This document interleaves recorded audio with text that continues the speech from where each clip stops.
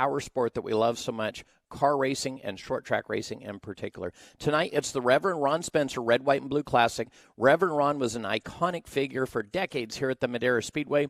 Anyone that came in contact with him became a friend of his, and Reverend Ron passed away a couple of years ago, and we actually got to have Reverend Ron at this event the very first time. We'll put a picture up right now so you can see Reverend Ron's army behind him at his very first Reverend Ron Spencer Red, White, and Blue Classic. Something very special. Stay with us, race fans. We're going to play a couple of commercials. When we come back, we should have opening ceremonies or just finishing off, and then off we go, live auto racing with the 5150 Junior Late Model Series, the Nut Up Pro Late Model Series with the Mini Cups and Bandos in between those two big main events. Stay with us, fans. We'll be right back. Is that your stomach growling or the sound of thousands of horsepower circling the track? Fuel up for race day with Mission Foods. Supercharge your taste buds with fast and easy to create recipes that are winner circle delicious. Try some of our mouth-watering tacos to piled high nachos, fresh chips with guac, and more. Start those engines because Mission has you covered from the green flag to the checkered flag. Now that's too fast, too tasty.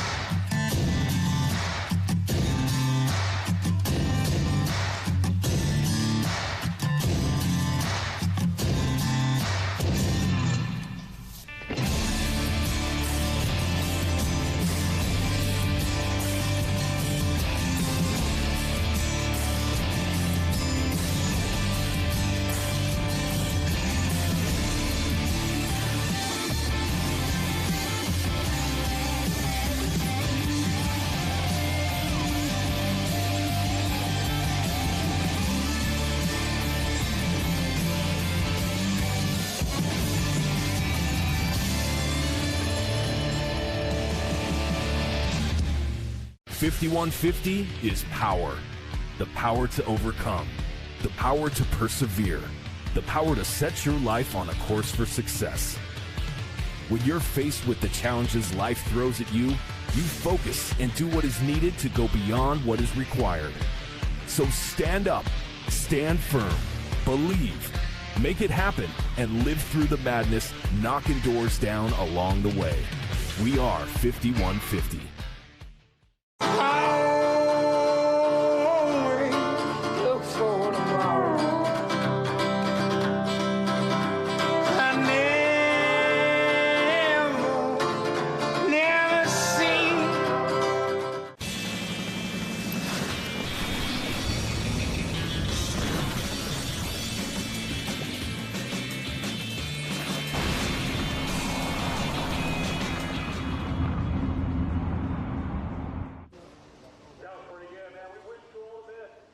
Welcome along to Madera Speedway's live stream, brought to you on Short Track TV. I'm Outback Andy. My broadcast partner tonight will be Stephen Blakesley, who is down there just doing some filming right now for MAV TV. So we'll be filming for MAV TV tonight.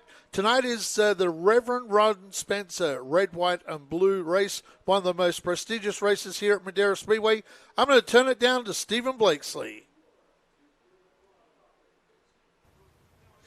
Well, we're here for round number 5 of the 5150 Junior Late Models presented by Mission Foods on a very special night, a heavy night for all of us here at the fastest 1/3 mile in the West, the Reverend Ron Spencer Red, White, and Blue Classic.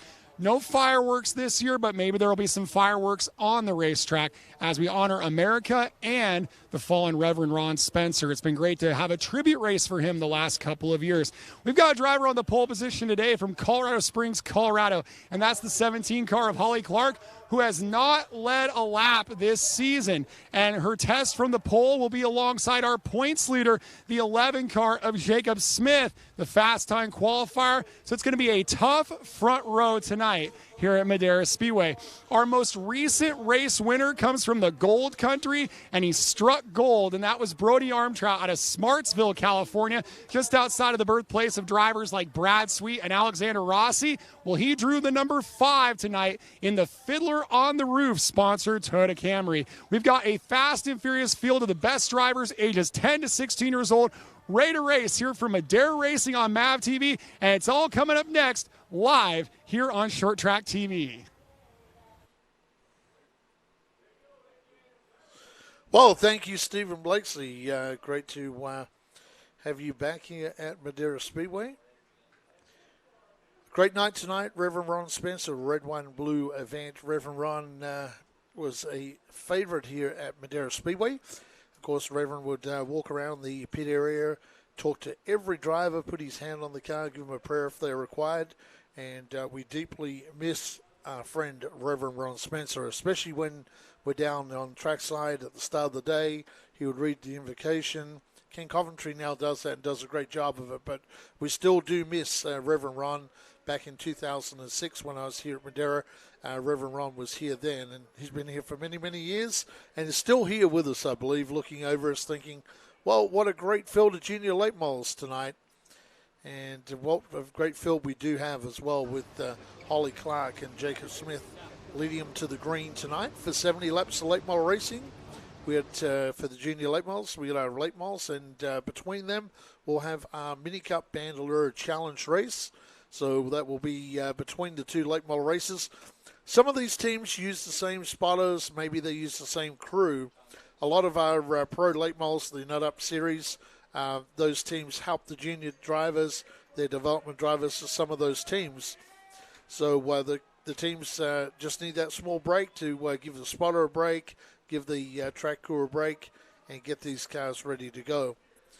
So, great night of racing coming our way at Madera Speedway, the 2021 Reverend Ron Spencer Red, White, and Blue event. Julie Eichelberger kicked the night off earlier to sing the national anthem for our fans here, and it was great to have a live singer back, too, at Madera Speedway. This is the first time we've had a live singer back here at the track since early 2020, so it's been a long, long time, and what a great way to do that, but bring back a singer of the note of Julie Eichelberger, a great singer. She's here tonight with her husband, Ike, and they were down there trackside earlier with our track announcer. So, great night of racing. Steve Blakesley will join me back in the booth shortly, getting ready for a great night of racing. Tonight, there's a little bit of breeze out there here at Madera, so it's a warm day, and the breeze helping cool things down. Fans are back. Beer booth is back open as well, so that's a good thing. Concession stands. We got a souvenir stand back out there open as well, so pretty much everyone's open here at Madera. Getting ready for our juniors to fire up. They'll go around with those flags on the cars.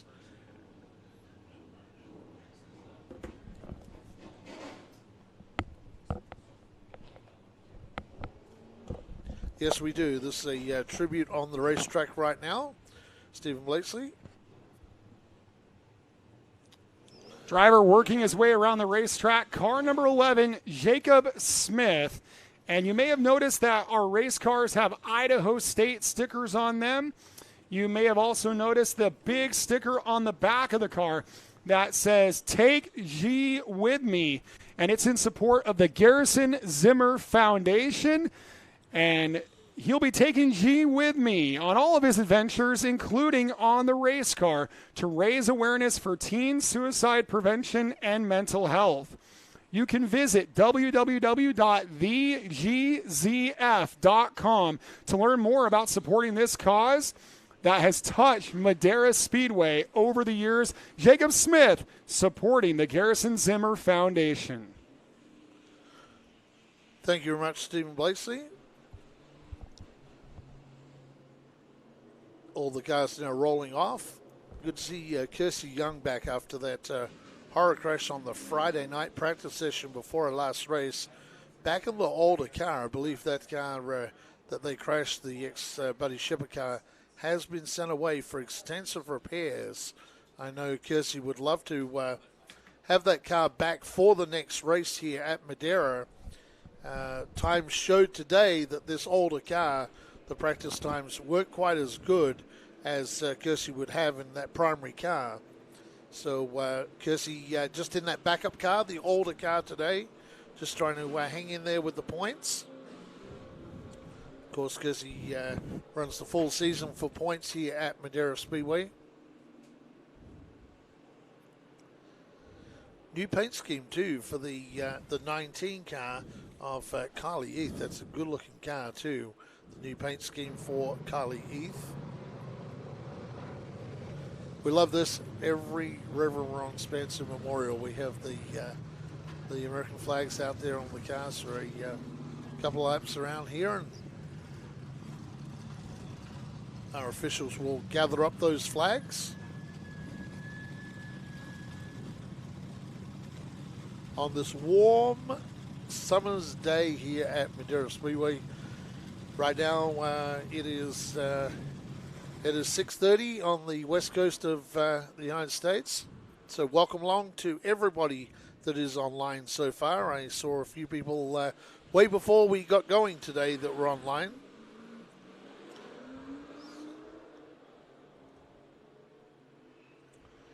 So with that breeze really making conditions good for the drivers tonight, keeping that heat down. I'd like to thank our sponsors too, 5150, Nut Up, and Mission Foods. Yes, it's 99, just dropped below the triple digits. 99 on the 99 That's now, right, Buck. 99 on the Highway 99, right over the back. When you see the cars going down the back section, you see that is Highway 99 that runs pretty much like you could run that virtually from LA if you take in 5 right up to the Oregon border, that 99, and we're positioned right on that. And as Stephen Blakeslee likes to say, we're the breadbasket of the nation down in the valley here. If it's grown, it's probably grown down here in the valley, exported to the world. We grow a lot of food for this country and for overseas as well as the producing of animals and animal byproducts. So yeah, it's a food producing area. What's the difference between a pro late model and a junior late model? 2 things, a rev chip and a spacer. So they have a spacer between the manifold and the carburetor and the rev limiter. Now, when this series was put together, the theory was that this would slow the cars down. Well, that's still a question on that. We see our drivers often from our juniors go up to the full ranks. Sometimes they don't take the spacer out and they run it as it is. And these cars with the spacer are very, very close to our Nut Up Pro late models in times. So there's not any difference to the car itself. It's just that spacer block and that rev chip. And there is some thought amongst some people that rev chip and that spacer acts as traction control and actually helps these cars. So it's kind of, yeah, they're very, very close. They're the same cars, same tires, same fuel, just that spacer block and the rev chip. So for that gentleman that was asking online what the difference was between the two, once again, a big welcome along wherever you're watching all over the wide world web. This is Madera Speedway on Short Track TV on the worldwide YouTube. Good old YouTubey. We're also shown on MAV TV on Monday nights as well. So we'll be filming for MAV TV. So you'll hear Stephen Blakeslee and I going backwards and forwards. We'll be throwing to commercial, coming back from commercial, because what we do is we do a bunch of those, and then depending how they chop that up, they have, I think, about 45 minutes to produce the hour show. So we just do a bunch of those outtakes to commercial. We bring you back a bunch of times, and that's for our MAV TV production. As I say, we do film for MAV TV. We film it live, then they in the studio they do their magic and make us sound good and look good. And Well, and do you know when our first 2021 episode is airing, Andy? Well, that will be coming up soon. We know the date. It's I Monday. know. It's Monday, July 5th, my July friend, 5th, for the soon. season opener of the Nut Up Pro Late Models. And the next time the cars go around with 3 to go, we're going to introduce you for Madera Racing on MAV TV for our Nut Up Pro Late Models presented by Mission Foods.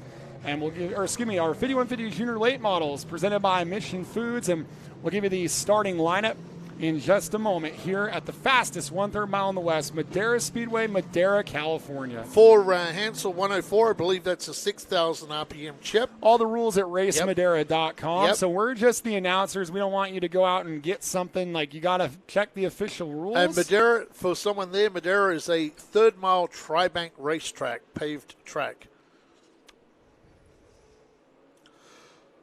Welcome back to Madera Racing on MAV TV. Great to have Stephen Blakeslee back in the booth with me. I'm Outback Andy. Stephen Blakeslee, 70 laps of junior late model racing brought to us by Nut Up tonight. And starting on the front row is the 17C of Holly Clark alongside Jacob Smith. Row number 2 will be the 21 of Ethan Nascimento and the 7 of Kenna Mitchell. Row number 3 is Brody Armtrout and Brody Moore. The Brodies on row 3. Row number 4, Jeffrey Erickson, who was undefeated in the Bandoleros last year, and Robbie Keneally. Row number 5, Casey Cash Klein and Barrett Polhemus. Row number 6, Kale McClenny, and using her old 2019 backup car, Bakersfield's Kersey Young. Row number 7 is Carly Heath, and she will be also carrying a MAV TV camera. And we also have an onboard camera on Robbie Keneally's car. Along with the 23 of Jeffrey Erickson. The Colorado driver, Brody Moore, in car 78. And the car starting on the outside of the front row, the number 11, Jacob Smith, who's led the most laps this year here in this series. He will also be carrying a camera. So your 5150 Junior Late Models presented by Mission Foods, a 70-lap main event here, round number 5 on the Reverend Ron Spencer Red, White, and Blue Classic. As we've got 13 drivers, 10 to 16 years old, a 40-lap opening segment, a 30-lap run to the finish. Holly Clark has not led a lap this year, and she'll thunder ahead into turn number 1 and lead the way. Yes, Holly Clark looking good. Maybe going to lead a lap here because Smith fighting it out with Nascimento as they drive down into Mission Foods turn number 3. It's Nascimento on the inside, but Holly Clark will lead her first lap of 2021 at Madera Speedway. At 21 of Ethan Nascimento, he's been running the Young Guns Legends Car Series at Charlotte Motor Speedway, second in the points in that series. And he said he has a lot of confidence from doing that. They're going to do that all summer long. And he's up to second. Brody Armtrout is up to third. And, well, Jacob Smith is dropping back 196 laps led. But he is quickly back to the 4th position on the outside. Yes, he is, Stephen Blakeslee. Jacob Smith start on the outside of the front row. I thought he may have got around Holly Clark and set sail to lead some more laps here. But mired back in 4th and going to come under pressure from the ever-increasing, improving Jeffrey Erickson. Well, it was talked about in the drivers' meeting. They wanted to have as little contact as possible as we get into the summer stretch of the season, reminding these drivers that it is a 70-lap race, and so far so good. Lots of single-file, clean and green racing. Look at how close to the wall Kale McClenny was there. Yeah, it's Kale McClenny right up against the wall, very, very close, and McClenny running back in 7th place on the racetrack. So we'll see how that car is getting out of turn 4. That time he kept the car about a yard off the fence. So Casey Kine Clash here, I tell you what, Steve Lacey putting the pressure on young Erickson, and Erickson has fallen back from the fast 4 up front. Yeah, this is the battle for 5th, and still a pretty good performance so far for Jeffrey Erickson. This is 9th and 10th in the points on the racetrack, battling for 5th and 6th. You got an Arizona driver and a Washington driver in this battle. They truly come from all over, and they're all following this young lady, the Colorado Springs, Colorado driver of Holly Clark, who's running double duty tonight. And maybe that extra practice and qualifying in the Pro Late model has boosted her confidence and experience level. And also, they're normally prepared by Mike Nate.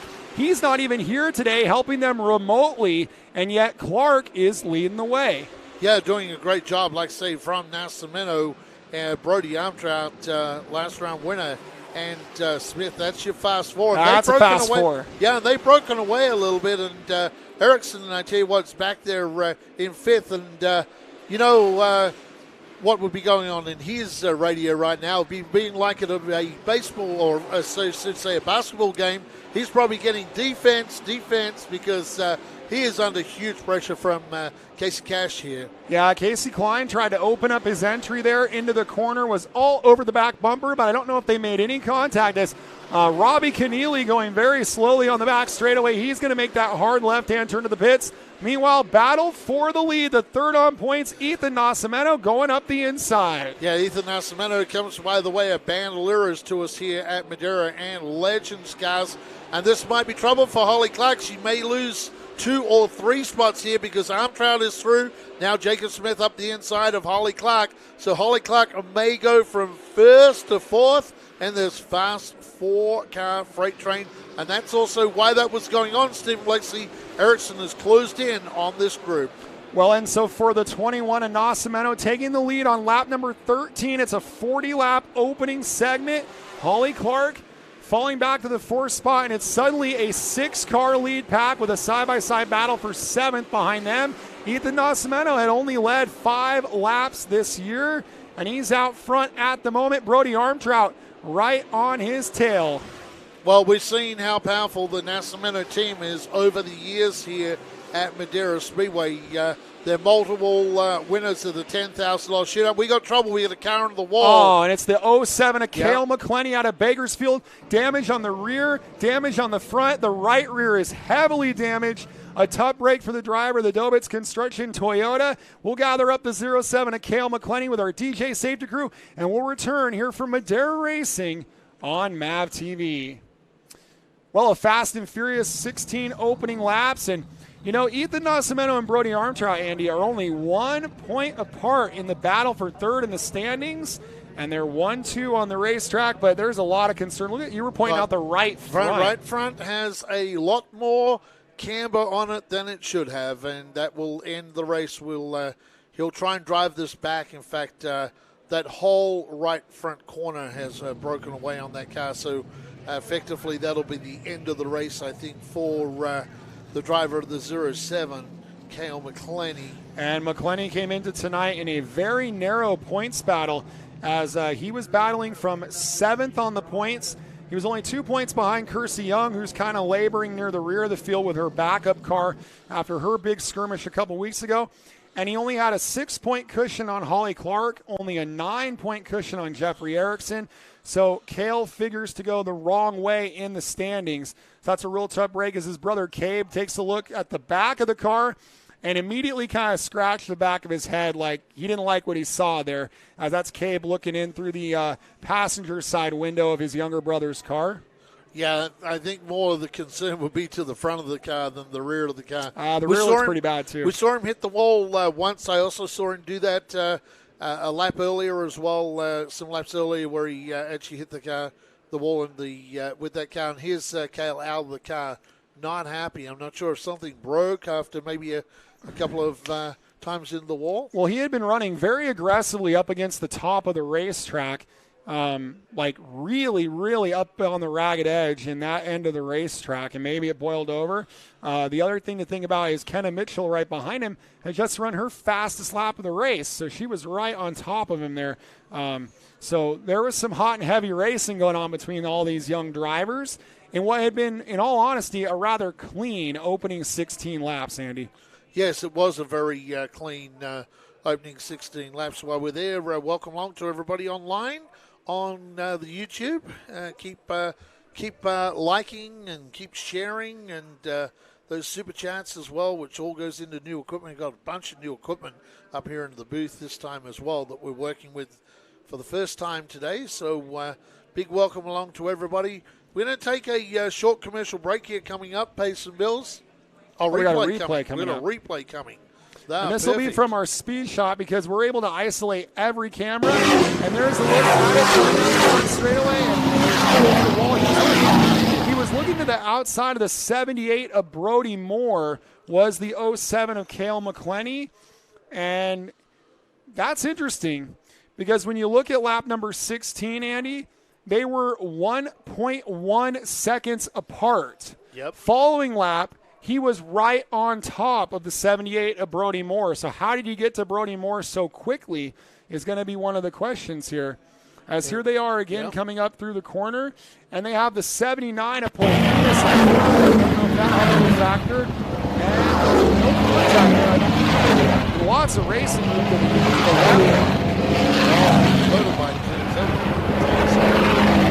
Rides the wall and showering Frank with some of that paint off on the newly painted walls here at Madera. Tough break for that team. They're a very super budget team. We talk about low budget. They're almost a no budget team. So tough break for the McClinney team. So line up 2 to go before we go back racing. The next time we compete for our MAV TV televised late model program here at Madera, July the 31st. So they've now got a 35-day hustle to figure out how to get that car put back together. So you'll hear us calling back for Madera Racing on MAV TV.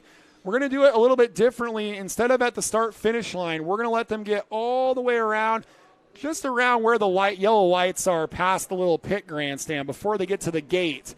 And you're going to bring them back for MAV TV, Andy, and you'll set the stage where it looks like Ethan Nascimento has picked the inside, and you'll set the stage for MAV TV. Welcome back to Madera Racing on MAV TV for the 5150 Entrant Junior Late Models main event, and Ethan Nascimento has picked the inside. He was the race leader at the yellow, Stephen Blakeslee, and picked the inside, and that may work well for him. It also may work well for Jacob Smith, because Jacob Smith should be able to follow Ethan Nascimento through here. Brody Armtrout with the slingshot move out of turn number 2. He really went high into 1 and 2, and now he fills the gap. He's looking high. He's looking low. I like the drivability of that 29 car. Seems like he can put it anywhere on the racetrack. Yeah, I think more so than everybody else. Well, out of these first 3 anyway, Steve Blakeslee, because, like you say, he was up high and was able to get that car down. I haven't seen anyone else make those moves, going either from low to high or high to low. So that is a very drivable race car, and he is tucked up under the back of Nascimento. Slight contact here on lap number 19 again. We're going to lap 40 for the MAV TV scheduled break presented by Mission Foods. Again, slight leaning on Ethan Nascimento. And, of course, we all know the Nascimentos are tough racers. He can probably handle a little bit of a lean. But anything more than that, our officials will keep an eye on. Those cross flags mean we're halfway to the break. And if this battle continues, the shark is lurking in the waters, Jacob Smith. Yeah, he is. And I think Matt Erickson or Rick Erickson would be on the radio saying, hey, just tuck in there, but be very, very careful, because they are starting to trade a little paint here on the 21 and the 29. Just be very mindful that something could go wrong up here. So you see the 11 trying to stay back a bit. And then Erickson now has got past Holly Clark. So Erickson has moved up to 4th on the racetrack, Stephen Blakeslee. So he's having a good run here at Madera today. Well, and he's taking advantage of the misfortunes for Cale McClenny and Kersey Young. He might gather a lot of points. Yellow is out. And it's the 7 of Kenna Mitchell, spun out in turn number 2. It was great to see her make the redraw once again here at Madera Speedway, but that car facing the wrong way in the second corner. We'll get her turned around and get things back underway. Your 5150 Junior Late Models, powered by Mission Foods, coming up right after this on MAV TV. It's been great to see her qualifying efforts, made the redraw again. I think that's the 2nd or 3rd time this year for the driver out of Loomis, California. And, here's the thing. In the Junior Late Models Developmental Series, young drivers, you can afford a spin on a 70-lap race. What you can't afford is to let that spin get you all out of sorts. You just got to run your race. There's still 48 to go.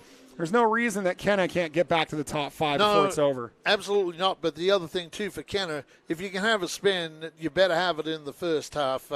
She's got time now to sort of work through before the break and hopefully make it to the top 5 before the break.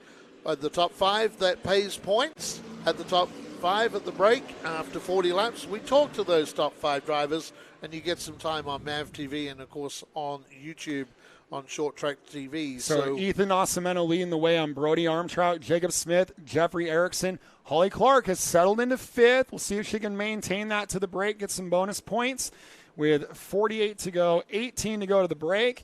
And again, we will be bringing them back for MAV TV on the exit of turn number 2. They're all aligned in their proper race play. It's a beautiful field of junior late models in 2021. 11 cars set to restart this race. Yes, they are. Jacob Smith starting out of 3 on the inside.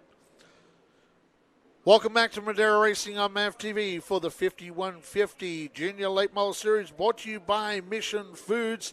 And I tell you what, they are starting to trade paint before we get to the green, and that is a great restart for Nascimento. Now look at the 11. Hard on the gas down the back, gets the inside of the last race winner, Brody Armtrout. This is some great racing, and Erickson and Holly Clark, yes, some contact, and Casey Cash went 3 wide, and here we go. Clark went up in front of the 23 of Erickson. Erickson in the back of Clark. A lot of bumping and banging into turn 1, and the driver that is unable to keep going, the 17 of Clark, and Flaggy Frank forced to fly the yellow flag here on lap 23 in a skirmish involving car 23. Erickson and Clark kind of trading blows there, and the cautions fly here for our 5150 junior late models. That could have been a lot worse. Yes, that could have been a lot worse. The spotters doing a great job. All the drivers, these young drivers. Of course, this year in this series, we have a lot of new drivers, more than we've had in previous years here at Madera. So those drivers did a great job to avoid that. Steve Lacey, you got something there on the YouTube? Yeah, someone commented that the likes need to get up there. We have 56 likes. The likes don't update on... Oh, sorry, we're going to have an instant replay here. And this is at the end of the incident here as the 23 and the 17 getting together into turn 1. But Kenny Shepard's going to roll that back. Yeah. That driver doing a great job not to drive straight through the 17. All right, here we go, working their way. The 23 sideways from the contact from Clark. And then it might have got a little shot from no, they get contact by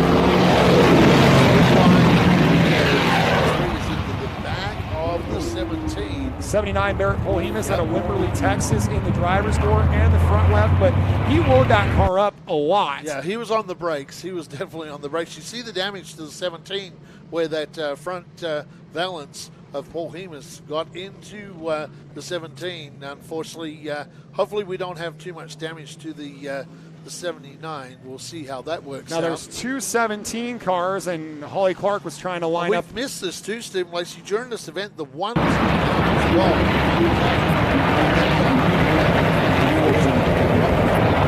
We're looking to see 29 Armstrong, like he was involved in that one. So 23 and 17 making contact.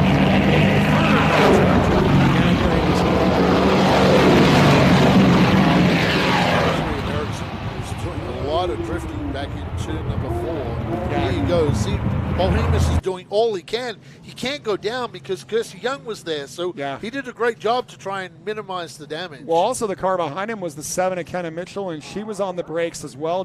I don't think ever made contact with Bohemus. That could have been big if somebody got in the back of Bohemus there a little earlier.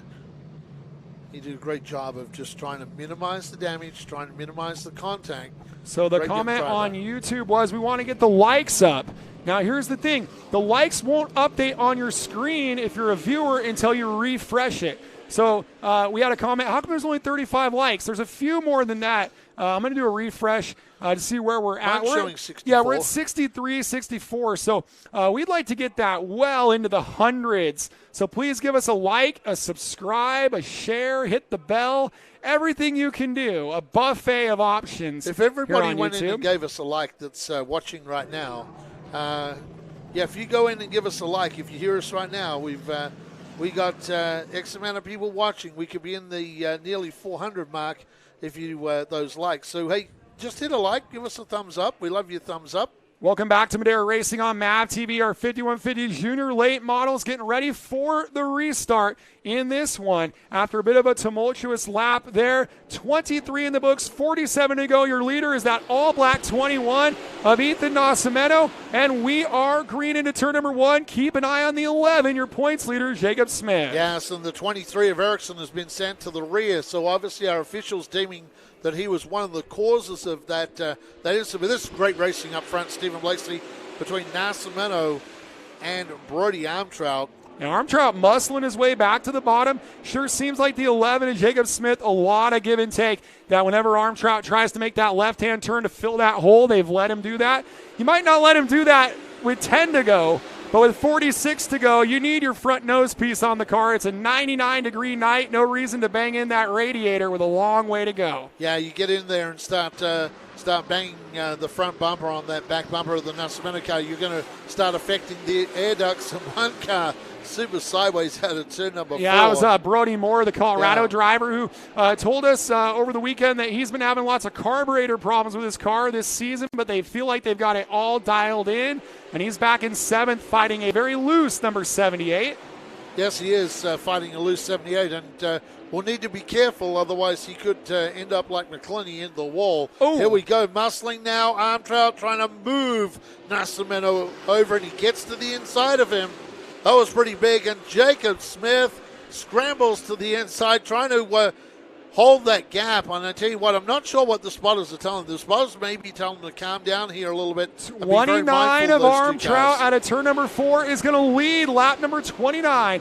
Armtrout to the lead. Our third different leader of this race brings the 11 of Jacob Smith with him, and suddenly the 21 of Nascimento is back to third here as we cross the stripe, and we are only 10 to go to the break. Yeah, second time we've seen the leader go from the lead back to the tail of the pack, and that was a 3-car pack this time, not a 4-car pack, although there is a car coming into screen right now, Steve Blakeslee, and that is Barrett Polhemus, and Barrett is closing in on this top 3. Barrett Polhemus, a very consistent season, has not led a lap this year. He's only 11 points out of the lead, and that's because he's in the top 5 week in, week out. 11 points out of first behind the 11 of Jacob Smith, and he is trying to keep these drivers in arm's length in that Wilson Motorsports car. The former dirt micro racer racing with us here at Madera had never raced here until the start of this year, and you wouldn't know that because he's a very steady driver in the 79. Yes, he is, and the guy that's impressing me is Casey Cash Klein. Casey Cash Klein now inside the top 5, so Casey would love to hold this. He's got 7 laps to go before we put out that checker flag signaling the end of the first half. We don't normally speak with Casey Klein at the halfway break. It'll be great to see him in the top 5 in the number 1 ride, 10th in the points, but only 62 points out with 4 rounds to go after tonight. He's well within striking distance of a top 5 in the standings as Fearless Frank shows him 5 to go. And I wonder if the 11 of Jacob Smith might try for the lead before this segment is over. Well, we'll see how it goes. Maybe he figures that he'd like to start. Maybe I'm trying to put him to the outside on the restart when we go back for the last 30 laps. But that 11 car's been fast. It's led a lot of laps this year. But Armtrout coming off a win, Stephen Blakeslee, would love to make it back-to-back wins. Well, I think the track position is key. You know, whoever's leading this is probably going to pick the bottom for the ensuing restart. And so being on the top is not a good thing when there's a full field of cars behind you. It could be pretty important for Smith to find a way to make this move.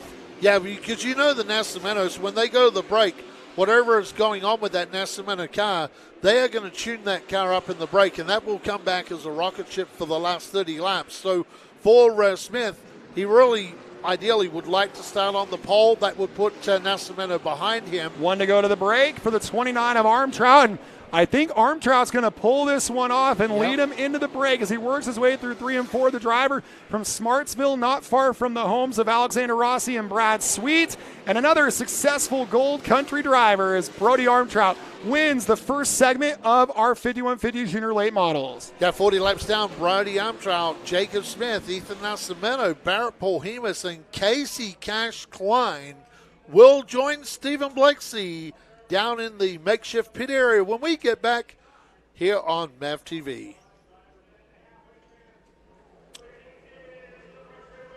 While race fans on the YouTube, we are going to a break. We'll put these cars, if you are just joining us for the first time, welcome along. I'm Outback Andy. My broadcast partner is Stephen Blakesley. This is the Mission Racing Style Tortilla Chips halftime show now. What we'll do, we'll stop these cars down towards turn 1.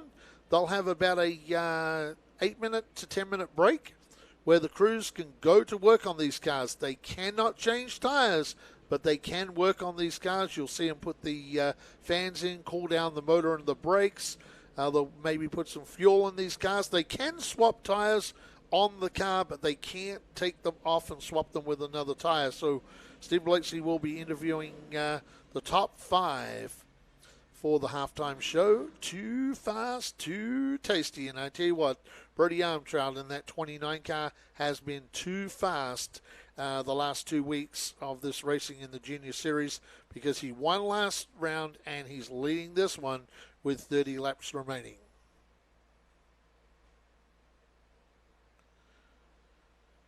Great job by Jacob Smith, too, to bring this Matt and Rick Erickson prepared car. See, Rick Erickson is doing the spotting today for Jacob Smith. So Rick, of course, a very experienced spotter, spotting for Matt Erickson.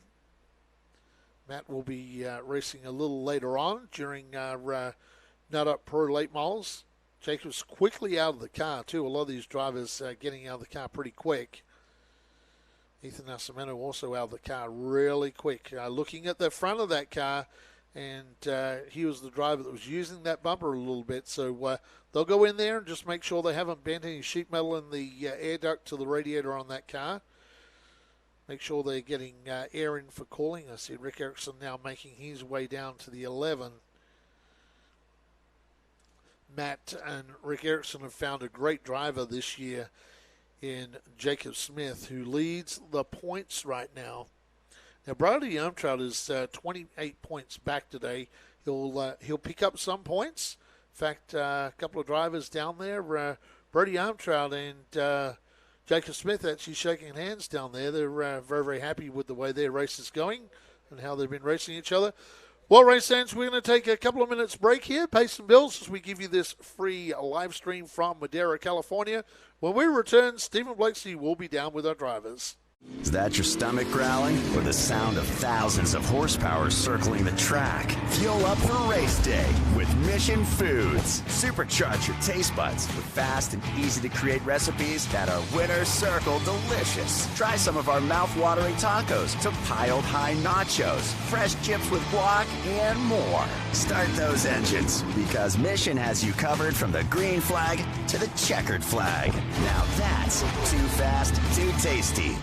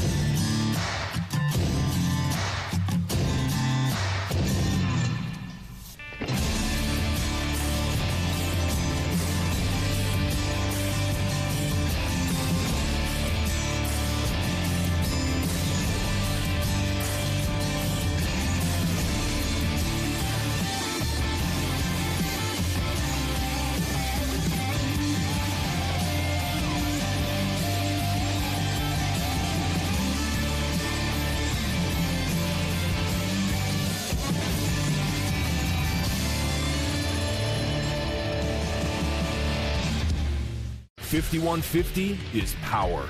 The power to overcome. The power to persevere. The power to set your life on a course for success. When you're faced with the challenges life throws at you, you focus and do what is needed to go beyond what is required. So stand up, stand firm, believe, make it happen, and live through the madness, knocking doors down along the way. We are 5150. Welcome back to the Mission Foods halftime show here at Madera Speedway for a round of the 5150 Junior Late Model Series. And wow, what a first half we've had. Great late model racing here at Madera this afternoon. And Stephen Blakeslee is now down trackside with our race leader, Brody Armtrout. Brody Armtrout, your winner back in May, in the lead here in June after 40 laps of racing. And just how important was it to have this car in the lead for the track position for the run to the finish here at Madera? It's really important to get an early head start here at this track because after this halftime break, all the cars are going to be readjusted. Everything's going to get harder to pass. And me and Nascimento going at it, it was really fun. And looking forward to a great race with Jacob Smith. You were telling us that the different ends of the racetrack were having a little bit different drive tonight. Yeah, definitely. Coming into 1 and 2, if you're on the top, you have a lot better drive than the bottom. But in 3 and 4, you're kind of lacking. So the bottom kind of gets away from you, but yeah. Well, we'll see how this driver does from the lead position for this restart here at Madera Speedway. Well, very interesting comments from Brody Armtrout tonight. He looks like he's pretty happy with that number 29 car. Stephen Blakeslee slowly making his way across to the second place car tonight. It is the number 11 of Jacob Smith.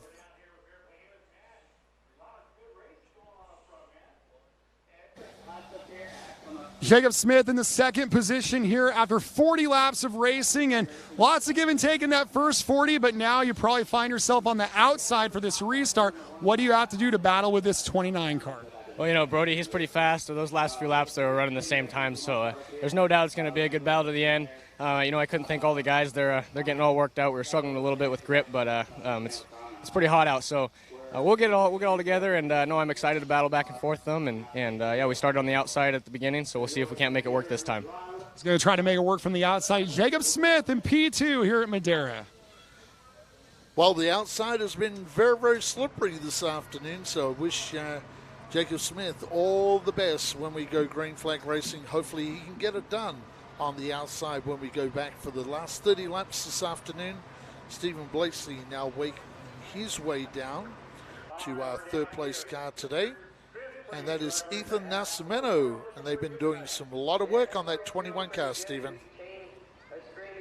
Ethan Nascimento at the front of the pack throughout this first 40 lapper. Third place right now, a good place to restart. Any changes you're requesting on this car? Just to try to loosen up just a little bit and hopefully go out there and try to win. How important was it to have the car on the bottom on these restarts? Oh, it's really important. I don't know how to really run the top side, so got to third, settled back in, and hopefully go back and get up in the front. Well, they're up to third at the moment. See how far forward Ethan Nascimento can get in this main event. Great job by this young driver who's really improving lap after lap in these late models. Comes by the way of Bandoleros and, of course, the Legends of the Pacific. So learning his craft in the late models. Interesting comments that he loves the inside and doesn't know how to run the outside. We're moving along now to fourth place on the racetrack. That's the 79 of Barrett Polhemus, and here's with Stephen Blakeslee. Driver out of Texas, Barrett Polhemus, always that big smile on his face, but you had a pretty close moment there with Holly Clark. A little bit of damage on the front of the car. It's a hot night. How's the car after the incident? To be honest, I couldn't get a very good feel for it. I was chopping the line off pretty hard in the corners. But if anything, I don't think I hurt it too much. We're just a little bit tight coming through the entry, through the center, and a little bit loose coming off. But we're making some changes to that, so I think we'll be good to go here for the second half of the race. Well, it's been a consistent season for this driver, Barrett Polhemus, P4 here at Madera. Well, it's great to see they didn't get too much damage from that incident down in turn one. And that driver did a great job of minimizing the damage to both those cars. So great job by Barrett Polhemus. Interesting, tight in, loose off conditions. Move down now to the driver running fifth. Don't often talk to this driver during the break, but he's there today and great to have him. It is Casey Cash Klein with Stephen Blakeslee.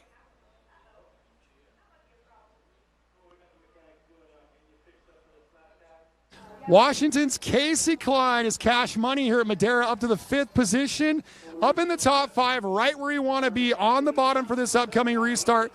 How fast do you think you guys are? Do you think you have a car that could win tonight? I'm not sure if we have a car to win, but we definitely have a car for a top three. If everything goes right, I mean, the car is really good right now. I'm pretty sure just as fast as the 79 in front of us. And So hopefully we can get him on the start and then maybe get another one. So we start third for the next restart if there's one. So you guys do a lot of testing here, spend a lot of time at Madera. How satisfying is it to see all that hard work paying off? I mean, it's really satisfying because the last couple races haven't been the best. We've been real unfortunate, and I mean, we gained 2 tenths, I think, this weekend, so it's real nice to see that come together, and now we're in the top 5. Well, it's coming together, speed and consistency for Casey Klein, P5 here at Madera. Interesting comments from Casey Cash. He needs to pick up 2 spots before the next restart. If there is one, he says, well, that will be determined in the next 30 laps when we return here on MAV TV for another round of the 5150 Junior Late Model Series from Madera Speedway. Where you are now may not be where you came from. Sometimes you're preparing for success, and sometimes you're preparing for failure. The choices you make today may spiral out of control or spin you in the right direction. Your past doesn't define you, but the choices you make today can change your life forever. The drive can motivate you or destroy you.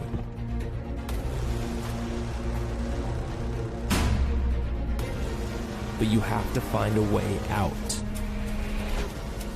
Discover a riveting, real-life story of recovery that will inspire you.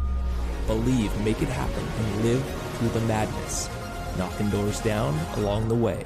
Read the true story of how Carlos Vieira nearly destroyed his life and lived to tell about it. And don't miss others telling their powerful stories on our podcast. Visit kddmediacompany.com. Race fans, please support the brands that support our sport. NutUp Industries and NutUp.com is the primary sponsor of these free live streams for our fans to enjoy. Please go to NutUp.com and enter the code MAVTV20 for a 20% discount on all of their great, healthy almond snacks. Please visit NutUp.com and support the brands that support our sport by entering MAVTV20 for a 20% discount to say thank you for this free live stream tonight. Since 1977, Mission Foods has been creating fresh and authentic Mexican food products.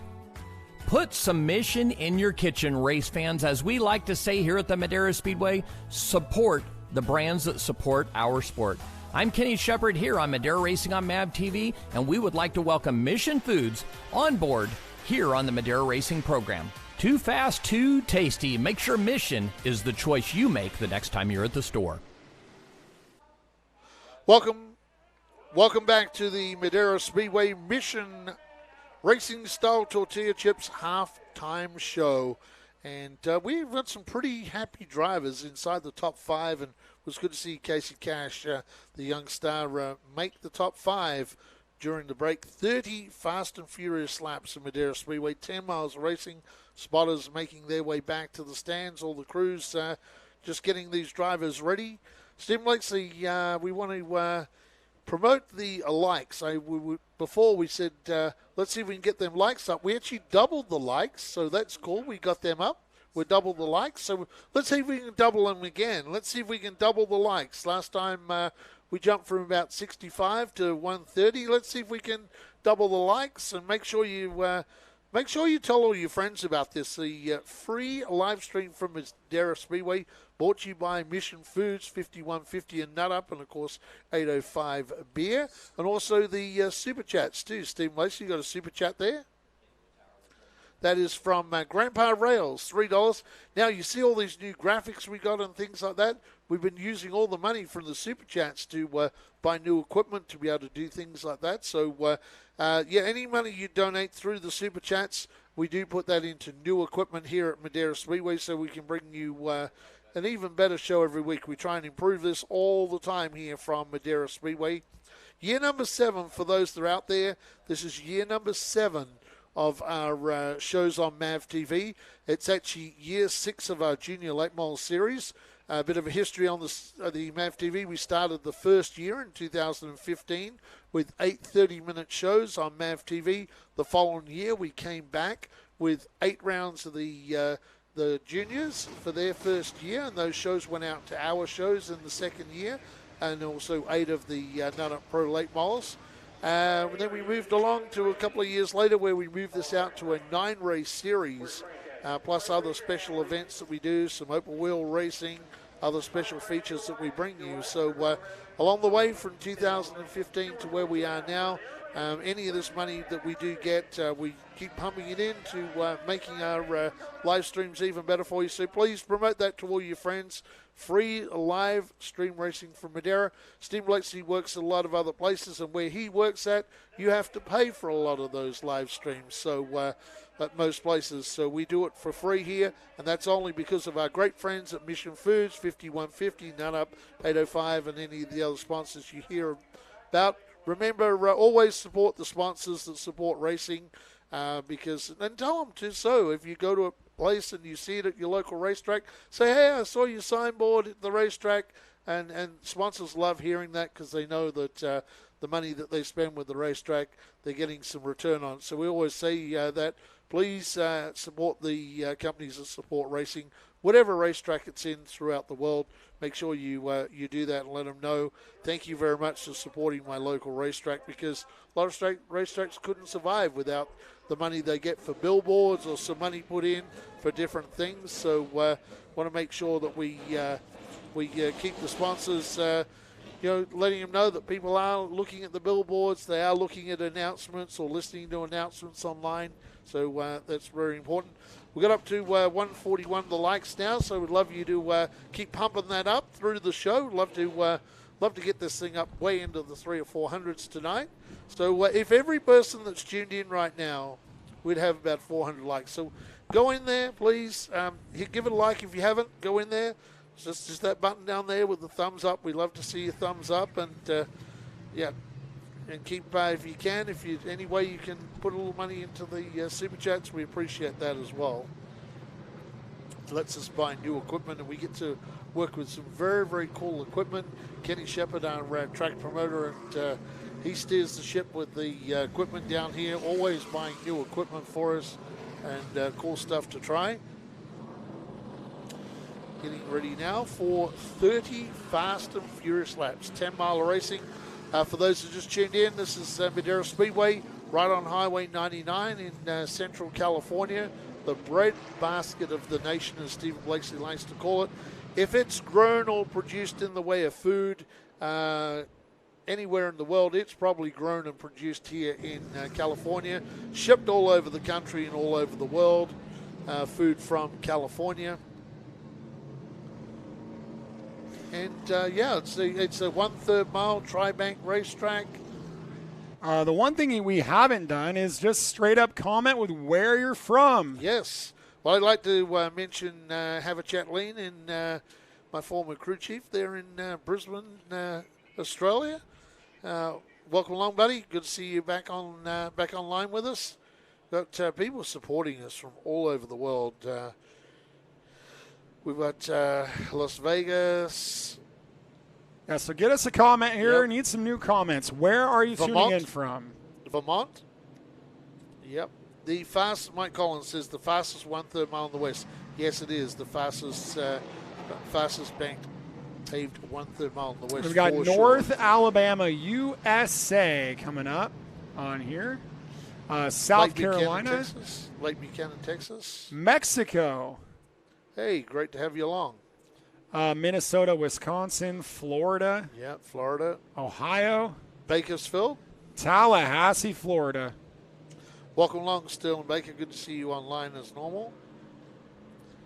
Yeah, so make sure you just keep giving us the likes. And Nevada City, California. Of course, we've been talking about the proximity of Smartsville, your race leader, to Nevada City. And so many great drivers have come from Grass Valley and Nevada City, such as Brad Sweet and Alexander Rossi.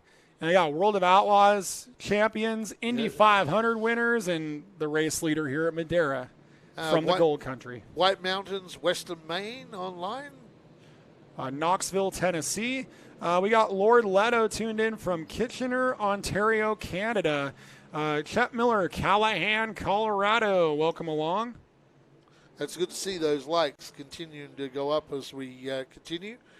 Well, this is going to be pretty interesting that Brody Armtrout is obviously picking the inside. We heard Smith say the outside, tricky on grip. So he thinks he's going to have to start up there, so it's pretty interesting. I don't think there's a doubt on that. Yep. Armtrout's going inside.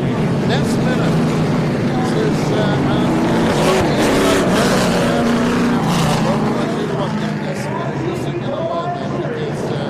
You're an Nascimento. We've seen a lot of your drivers do that. So when the time is right, we'll certainly feature up there. Marina says Tiny looks off. And Casey Cashline says, I want to restart once I've got 2 positions increased. So you're going to bring us back here, so we welcome you back to the booth. Welcome back to Madera Racing on NAF TV. This is another round of the back at the booth is my broadcast partner after going down and doing these people down there. Welcome back, Steve Lindsay. Yeah, we're set to go. We kind of predicted the 29 of Armtrout would pick the inside, and he has done so. For this restart, it's a real test to see if the adjustments work for Jacob Smith, that treacherous outside line.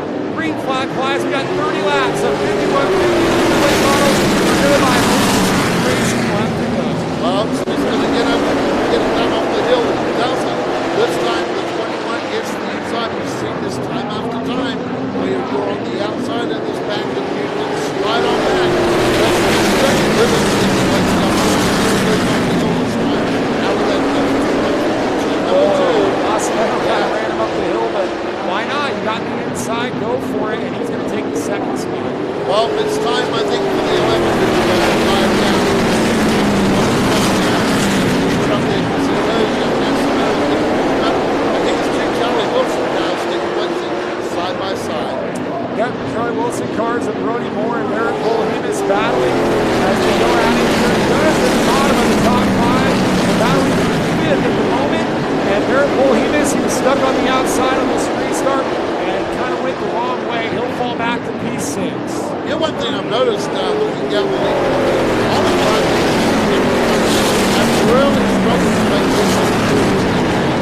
Yeah, but still, well, Holy Cross made up a little bit of ground. Clark now up to 7th, as it looks like they're working their way to turn number 4, Armtrout. Nascimento, Smith, 1 and 4 is the top 5, as they're working their way to the late model race.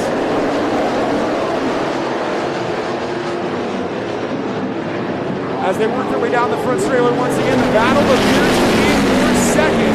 Smith all over Ethan Nascimento. Outside, you know what's going to happen. Nascimento is going to run him up the racetrack. You've seen the previous drivers that have done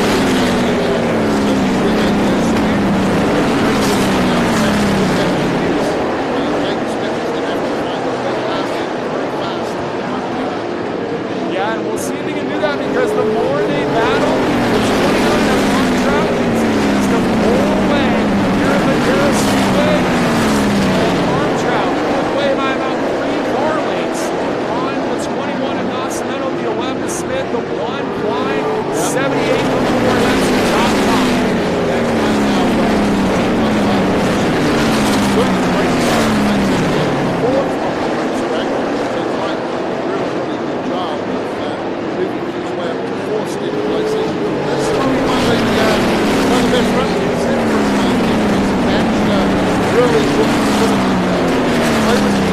Points behind Cale McClenny entering tonight. That's 9 positions on the racetrack. McClenny's going to end up 12th, and if Klein can run forward, he'll have knocked 16 of those 18 points off of that battle. But McClenny stands to Casey Klein. Battle for second continues. Woods also get some points from the top 5 as well. In the break, yes. He'll get a point for that as well. Points, and now he scores that down to 1 point battle.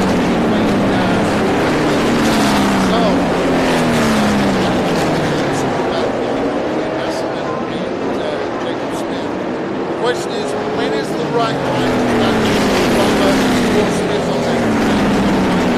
Probably not the inside the last 5 laps.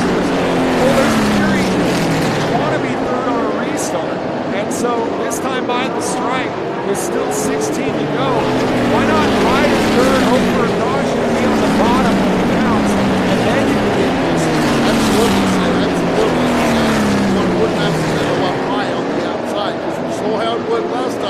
then you know what Smith's going to do. That's going to really go there. When the outcome will get away, that will put that Smith about high. We'll see currently the same Battle for fourth, coming up on 14 to go at the stripe. Here at Madera Speedway, Jason Klein out of Quincy, Brody Moore from Colorado. Like we talked about and complimented so many times, the 70 the Brody Moore, the 79 Barrett Polimus, drivers that give a lot of give and take. And so far this has been a really clean battle to this point. How intense might this battle for fourth get? Brody Moore fifth in the championship tonight. 33 points out of the lead with no laps led. So he has done it all on consistency. He has not no laps led. He's still in the top 5 of the season. How about this battle between Brody and Mason Klein? They are hard at it on the racetrack. That is top 5 position. Nice little ball. So we'll see how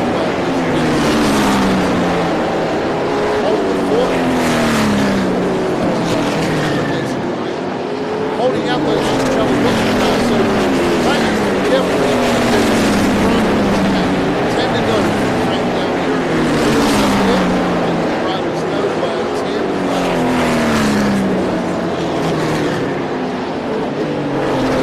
Might encounter some flat traffic before this one is all said and done. We got the 17 cruising up, then 19 Kylie Eagle right in the midst of these cars. And everybody kind of spaced out by about 2 or 3 car lengths among the top 3. There's no spacing behind it. The battle for fourth between Klein, Moore, and Polimus. As there's a look at the sharp, Jacob Smith, and he's kind of falling backwards. He's disconnected from the 21 Nascimento. So for a while I thought maybe Jacob Smith would just ride around. Now I'm wondering if maybe he might have been outfoxed tonight for the driver going by 196 laps, 87 points there.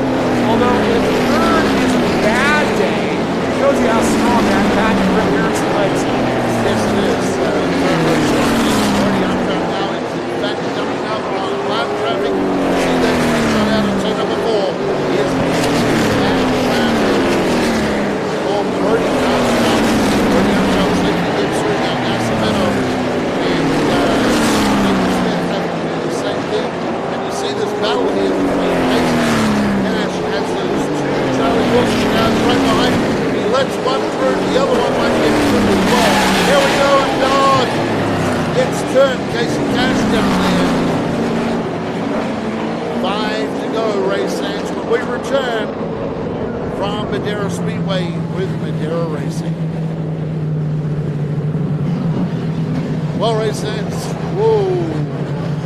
Casey Cash said he wanted a restart and wanted to pick up 2 spots. Unfortunately, he did not want to be the restart that puts him to the bag. I'm guessing challenges.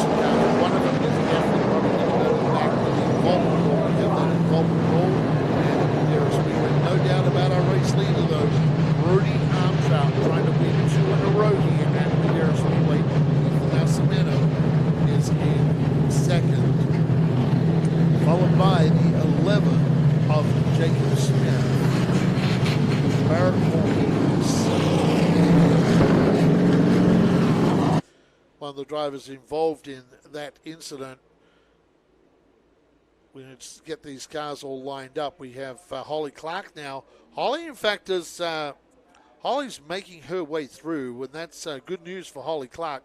Went to the back early and is slowly making her way back through the pack. So good news for Holly Clark.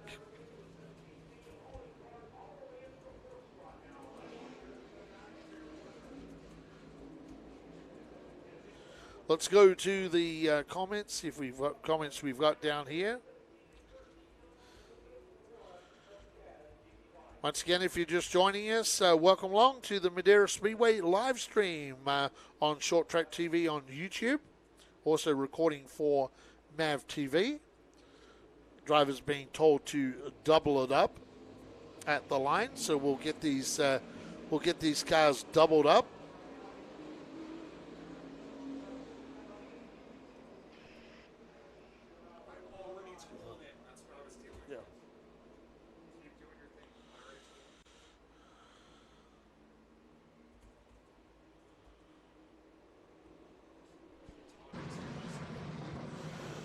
Okay, so we've doubled up, and it is Armtrout to the inside, and that puts Nascimento to the outside, and then Jacob Smith now to the inside of row 2, Holly Clark, and that row 3, Paul Hemus and Kenna Mitchell now.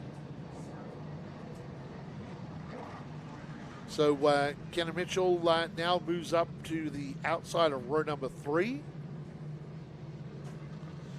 Getting ready for this restart. Going to bring him back at the line for MAV TV.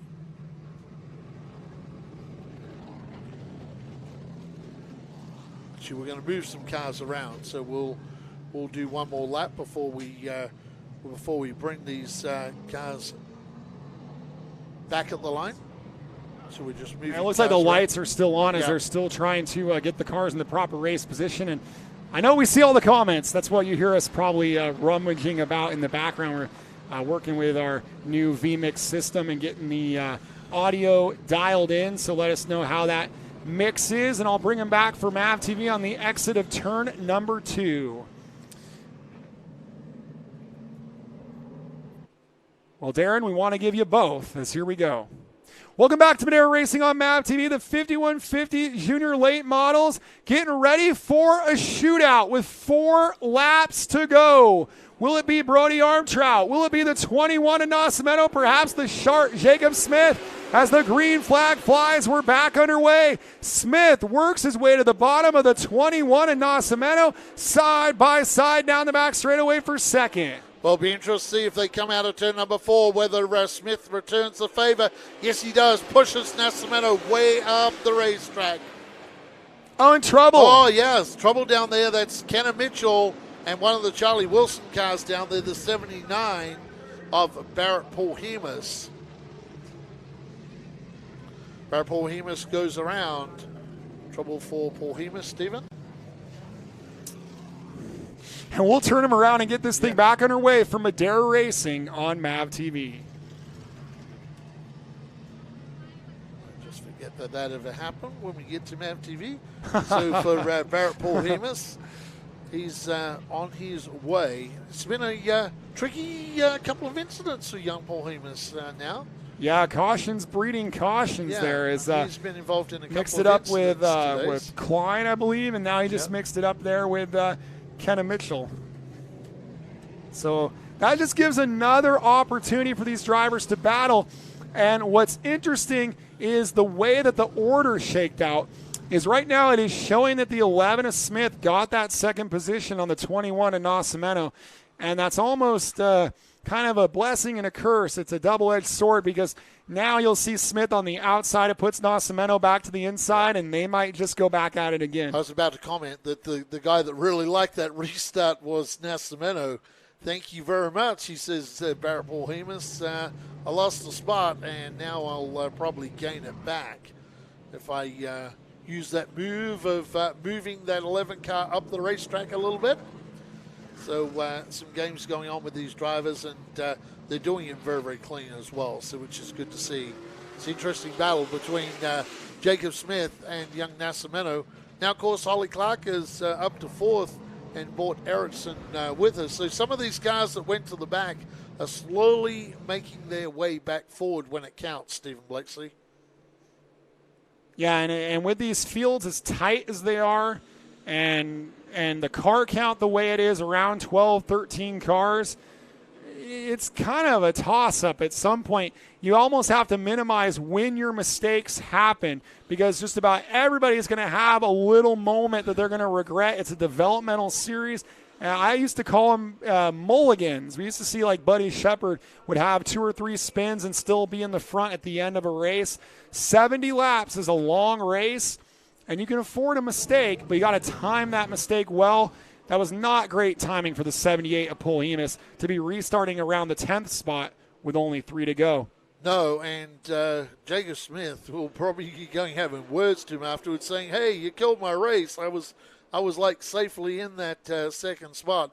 Restart's going to come, and I'm going to get put up on the outside. But Holly Clark will be right behind and hopefully give that 11 car a bit of a push into the turn as well. Wow. that extra lap around, they were in the proper positioning. That extra lap around just increases the intensity level on this 99-degree day.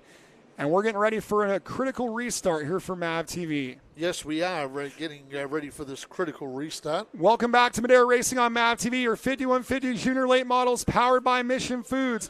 Brody Armtrout has led the way for quite some time. He's got a challenger on the outside in Jacob Smith. Fans stand and salute these drivers for a 3-lap shootout for the fastest and youngest stock car drivers in the West. Oh, Jacob Smith gets a good run off the hill. He's going to need it as he touched with the 21. That may let him scramble down to the inside. Great driving by Jacob Smith. Got together with the 21 in Nascimento. Holly Clark into the wall, and we got a crash down there. In fact, Holly Clark is around. Not sure who that was off of, but there was an incident on the main straight with Carly Eath and that 79 of Barrett Polhemus.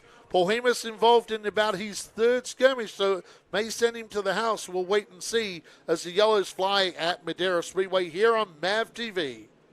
Oh, man, and Holly Clark, who had such incredible pace, led the way from the pole earlier in this main event, and now Holly Clark has really shortened the rear of that car. And with this incident on the front straightaway, we'll have a replay from our isolated There we go. Clark was on the outside of Nascimento, and nothing there yet. And then we'll see if that develops into turn number 1, Andy. And we'll see that. Oh, and that might have been the 7 of Kenna Mitchell, perhaps, and that all-black number 7 that was behind her. Together. Yep. I think Kenna just didn't get off the gas hard enough. I got to admit, from that angle, can't draw any conclusions. And we try not to anyway. No, we try not to, but it's a possibility of what happened. Carly Eath, Carly in that new paint scheme for the 19 after having the body torn off that car last time she was here at Madera. And that's one of those new AR Revolution bodies. And what I noticed about these bodies, and I'm sure, again, I'm not a body guy, and I'm sure they did all the work and the technical back at AR. The nose piece is very small on that car, and I noticed that under the first practice, that car was overheating a lot, pushing a lot of water. The front stretch cam view, and you're going to see, I think, Holly Clark go flying off into the wall. Great work by Matt on the turn 1 camera. We might have an isolated speed shot for the incident with Polhemus and Eath as well, so we'll keep an eye out for that. Looks like Clark's going to soldier on, Andy. Yeah, Clark has got back out there. I saw her get to the back of the pack pretty quick here. Polhemus has a lot of damage to the 79 car, but more than that, this would be probably Polhemus's third incident, as we got another replay coming up from Kenny Shepard here.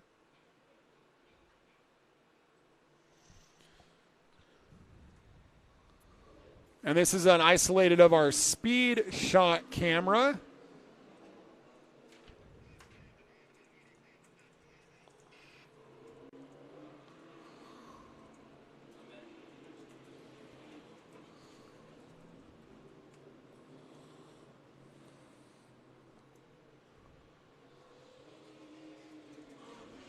Just trying to get Carly East's car turned around. Looks like Carly may be needing a push for that 17 car.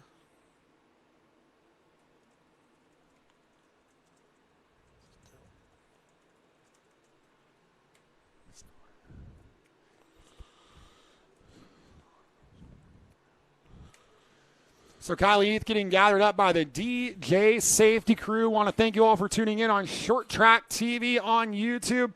After this, we'll have our mini cups versus the Bandoleros for a 30-lap main event.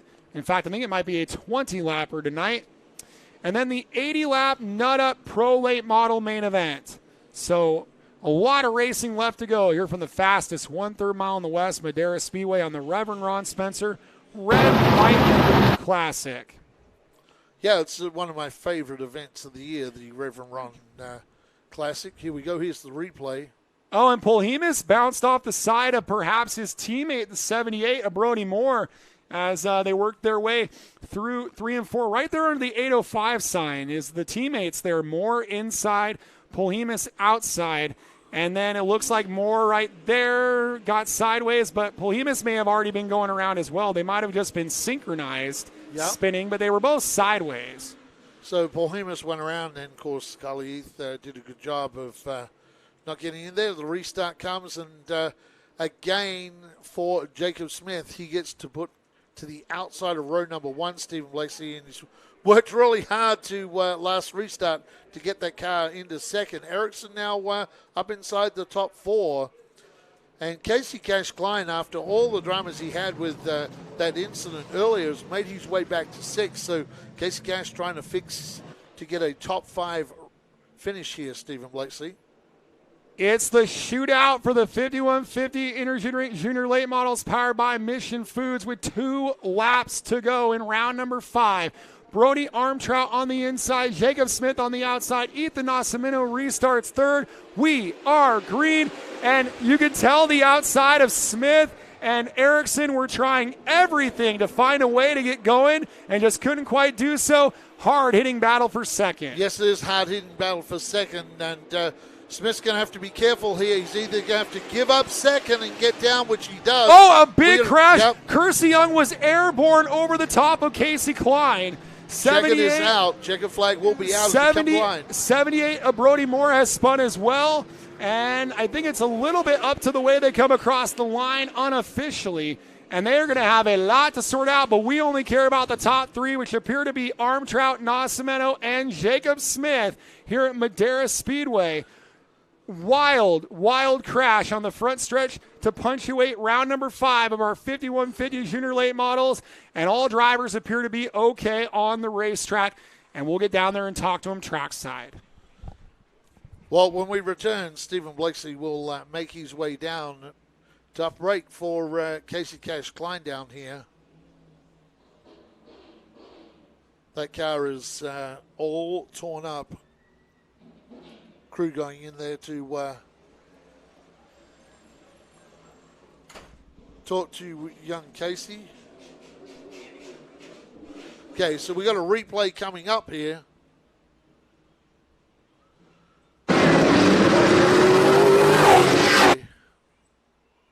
Well, it looks like Casey kind of touched the side of one of these cars. I'm going to go back and have a look at it. And as Stephen Blakeslee said, the stunt jump from Kersey Young. Here it is out of turn number 4. Brody Armtrout is out of the race car. Yep. Polhemus and Klein go around, and Kersey Young, wow, Kersey airborne. Big incident for Kersey Young. That's a tough break for Kersey. Great footage, too, from our cameras as Kersey just gets into the front of Klein while he is facing the wrong way on the racetrack. But Brody Armtrout, no doubt about him as the winner. Second will go to Nascimento and Jacob Smith. Jacob really scrambling to get that car down. If he didn't get behind Nascimento when he did, he was going to be in big trouble because cars were coming. So great job by Jacob Smith of getting that car. Sometimes it pays to give up one position. It's a long season of racing here at Madera Speedway. So that one position that he gave up certainly might have helped him not get involved in that incident. Getting ready now to get Stephen Blakeslee, the 5150 girls down there, and everybody in position. Driving from position number 5 at the start of this race to his second win in a row here at Madera Speedway for Brody Armtrout.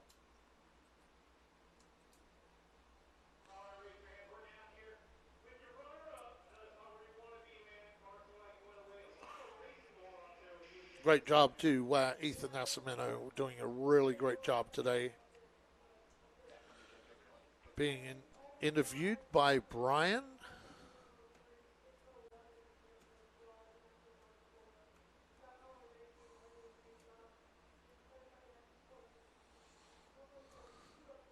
our track announcer down here at Madera Speedway. Zach's getting ready to get in position down here in Victory Lane, and I'll bring them back.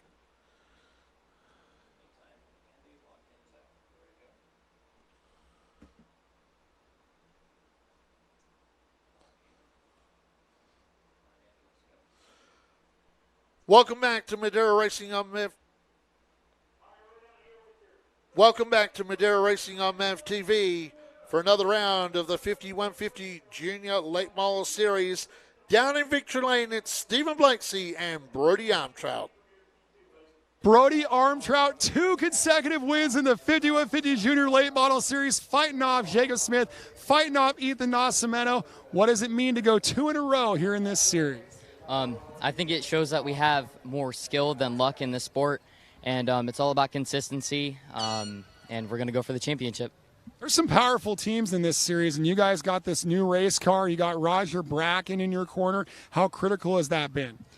He's a huge help. He's the brains behind the operation. He helps out with everything. We definitely do have a few hard-hitting teams. Rick Erickson and Matt Erickson, the winningest driver here. It's pretty crazy to go up against them. And we got 4 rounds to go, and you're still squarely in this points hunt. Do you feel you guys have a shot at that championship this year? Definitely. Our car's really consistent. We're able to get where we need to go without any problems, and we're hoping that it's going to be a smooth year. It's been a smooth couple of weeks. 2 consecutive wins for Brody Armtrout in the 5150 Junior Late Models.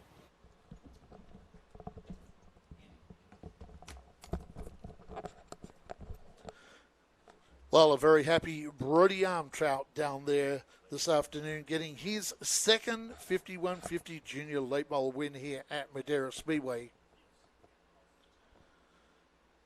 It's been a great couple of weeks for Brody Armtrout, driving from position 5 today on the start of this race. We're getting ready down there now for second place to be interviewed, and what a great drive tonight from this driver. Really hard fought, had to use the side of the car and push that driver that finished in 3rd place up the hill in a great drive today. Ethan Nascimento finds himself in 2nd place with Stephen Blakeslee. Ethan Nascimento wins a great battle with Jacob Smith to come home 2nd in round 5 here at the Red, White, and Blue Classic. How does 2nd feel after a night like tonight? Oh, it feels really good. Last time we were 2nd too. We just got to get a little bit more power and try to beat the 29. You were telling us in the pits about all the Legends car racing you've been doing on the other side of the country. Great competition there. Seems like your confidence is really building against these tough fields. Yeah, it's building a lot. Racing back east with all the tough guys around the country and being 2nd place in the U.S. and the nation, and hopefully we can come out here next time and win. Still looking for a win, but a strong 2nd place performance for Ethan Nascimento here at Madera. I really like the way this young driver, Ethan Nascimento, is developing into a late model racer, starting to use the side of the race car to make sure that he defends his position on the racetrack, just making sure that he didn't give the driver that was about to pass him room on the outside. And that driver was Jacob Smith, and the Matt Erickson and Rick Erickson prepared car. And that car was like a rocket ship, so great job by Ethan Nascimento. Down trackside now, 3rd place, it is Jacob Smith with Stephen Blakeslee. Fast time and a 3rd place finish for our incoming points leader, Jacob Smith. The points battle tightens up a little bit, but 3rd place still a very strong points day. Yeah, absolutely. I mean, it's not what we hoped for, but we had a great qualifying, and overall we had a good piece all race. I couldn't thank all my partners enough: Curtis Clean Sweep, the Westmark Group, Idaho Home Solar, Matt Fowler Insurance Company. Everybody makes it happen. Sugar Pine Smokehouse, Art with the Hampton, and Eagle River Smiles. So huge thanks to everybody. It's been an awesome race, and I'm excited. So the points battle is going to be close, so even better racing. There were some tight battles there and some opportunities where there could have been some contact, but there wasn't. How tough was it to be consistent and not make any mistakes in those tough battles? Yeah, it was a little tough, especially with the heat in the track and just the anxiety of those last few laps of having a caution every lap. But no, overall it was good, and yeah, we kept it together. And so yeah, we're looking forward to the next one. They're looking forward to it. 3rd place tonight for Jacob Smith out of Eagle, Idaho. It's been a great season so far for the driver of the number 11 entry, Jacob Smith, the way he is developing into a race car driver, the current points leader, and finishing with a very solid third place tonight at Madera.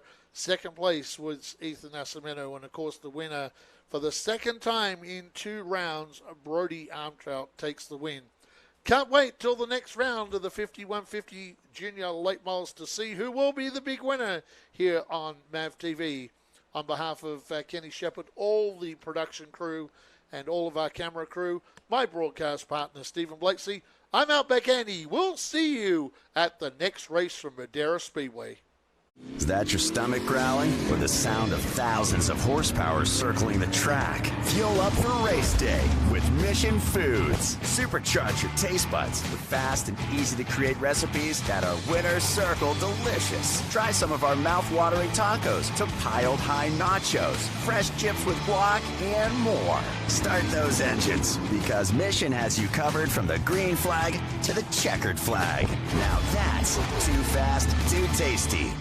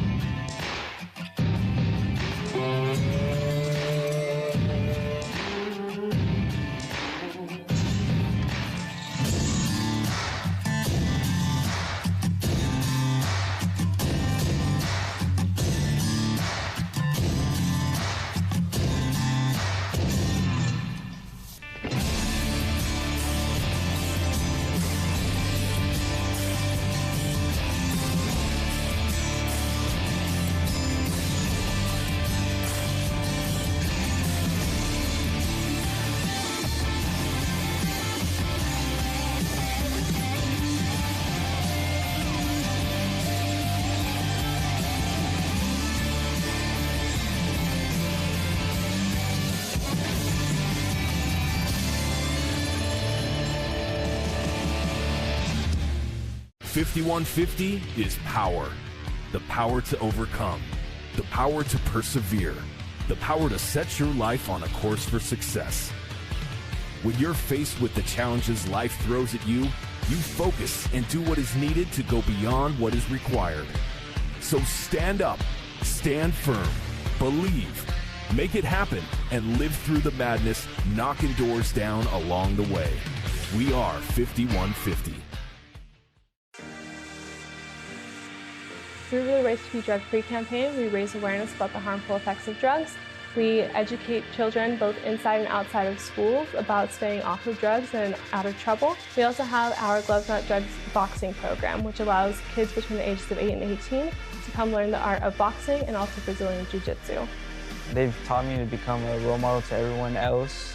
Watch what I do when no one else is looking, do the right thing all the time. It's been amazing. I really love the program. My favorite part is working with my team, my coaches. They made me who I am. The program really motivates them to become a better person. I've gotten better in school, more disciplined, and I've gotten better grades since I started this program. Your teammates, they're not only your teammates, they're family, Kids who could potentially be doing something bad with their lives, and they can turn it into something good and positive. Thank you for this sport, and it helped me a lot.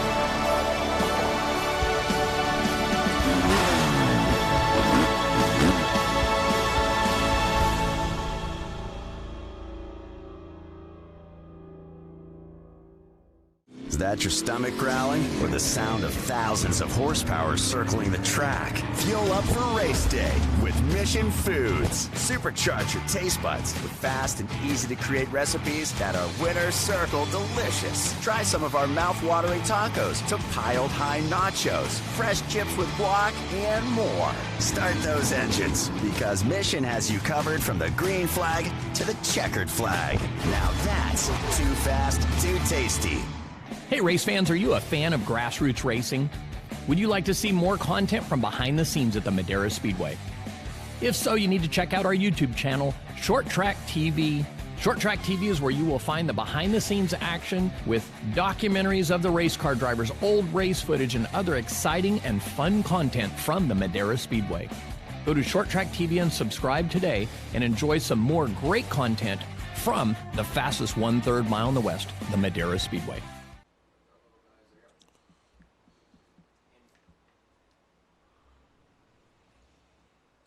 Welcome back to Madera Speedway, presented by Mission Foods tonight. And while we got Mission Foods on the screen, how about we get some people out there tell us what you're having for dinner, as it's around dinner time here in California. If you've already had dinner, let us know what you had. Or if you're overseas, let us know what you had for breakfast or lunch.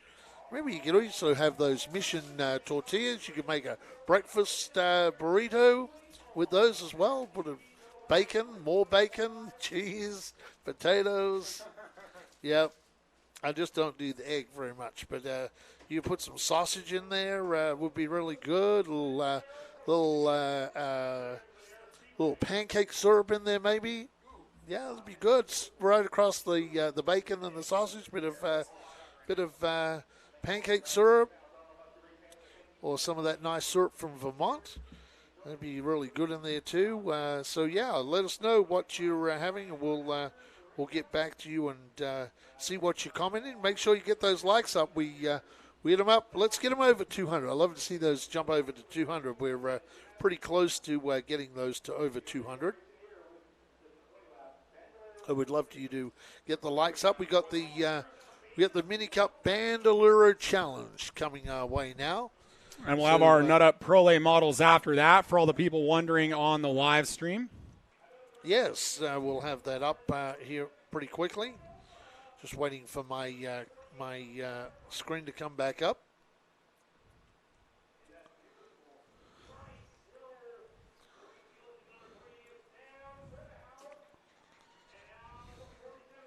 Got it back. Okay, we got it back. So let's see. Eat more carnitas. Wrap it in a Mission tortilla. Aaron, yes, carnitas, my favorite meat to have in a tortilla for sure. We had something different from tacos here in Mexico. Okay, let's see. Taylor H said, I needed something else to watch here after SRX racing at my local track is canceled tonight due to rain. Tough break because SRX has been doing a great job. So hopefully they reschedule till tomorrow or something for the SRX. Let's see. What else we got going on here online?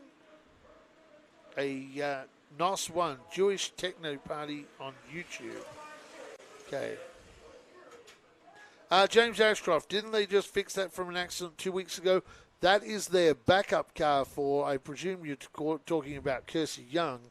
That is their older car that they had sitting in the corner that they were going to sell and did not. So they were able to have that car available. And, of course, now that car will have to go to the repair shop for some work. A good shredded cheese in the Mission tortilla with fine wine. John Carter, yes. What kind of wine, sir? Hopefully it was a nice drop of California wine. Jaron Cordova, go Caden. Yes, Caden Cordova is out there on the racetrack right now with the Bandoleros. So let's take a look at the lineup for our Bandoleros for this afternoon. It will be the front row will be the 13 of Logan Chambers and the 3K of Joey Keneally. Yeah, the 37, Caden Cordova, the 48 of Connor Karsten, who was kind of a late arrival. Good to have Connor here tonight. And the mini cups that will be on row number 3, Sam Wetterhouse and Kellen Keller. Yeah, Wettahays and Keller, top 2 in the points. And Sam Wettahays, 3 wins out of the 4 races this year, but with, 2 or 3 car fields, you don't get to build up a big points lead when there's that few cars.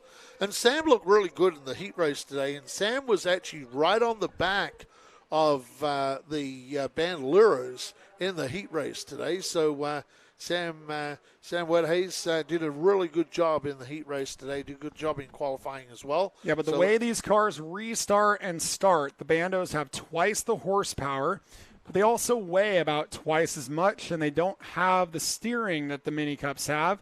So it's kind of a give and take, but the Bandos really rocket off the line.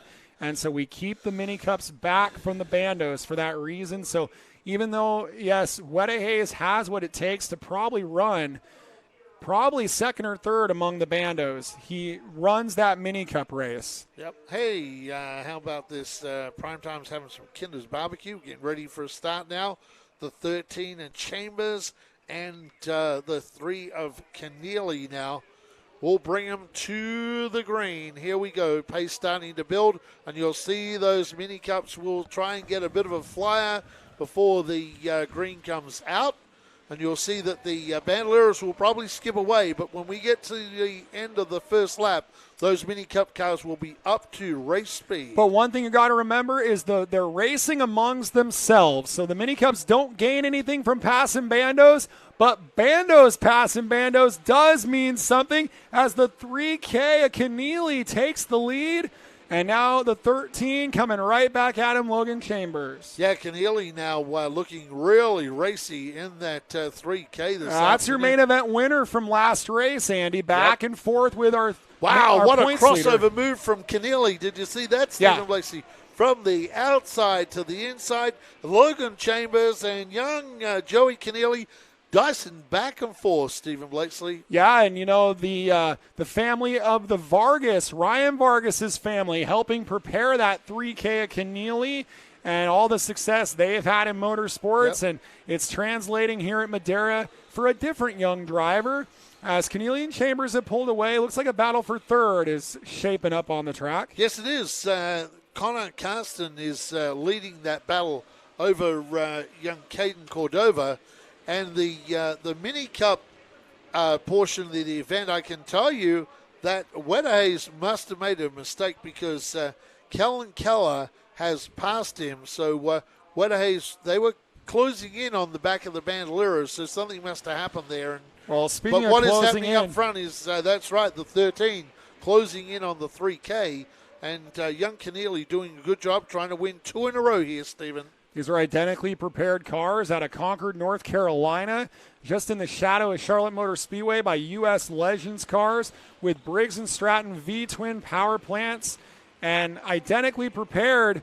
And that's a real testament to how far ahead these top 2 are as they're really hustling these cars around the 1/3 mile. 17-second laps. They go about as fast as our Toyota sedans, but those are all full-grown adults. These are the kids. That's pretty fast around the speedway. Yes, it is for a 1/3 mile racetrack, and this battle goes on between Cordova and, of course, the 48 of Connor Carston. Carston has the better of that battle right now, but here comes young Caden Cordova, and he's got fans there on the YouTube watching this race.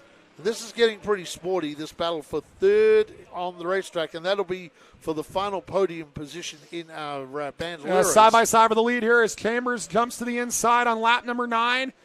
And on the transponders, they gave that one to Chambers by 6 1/1000ths of a second.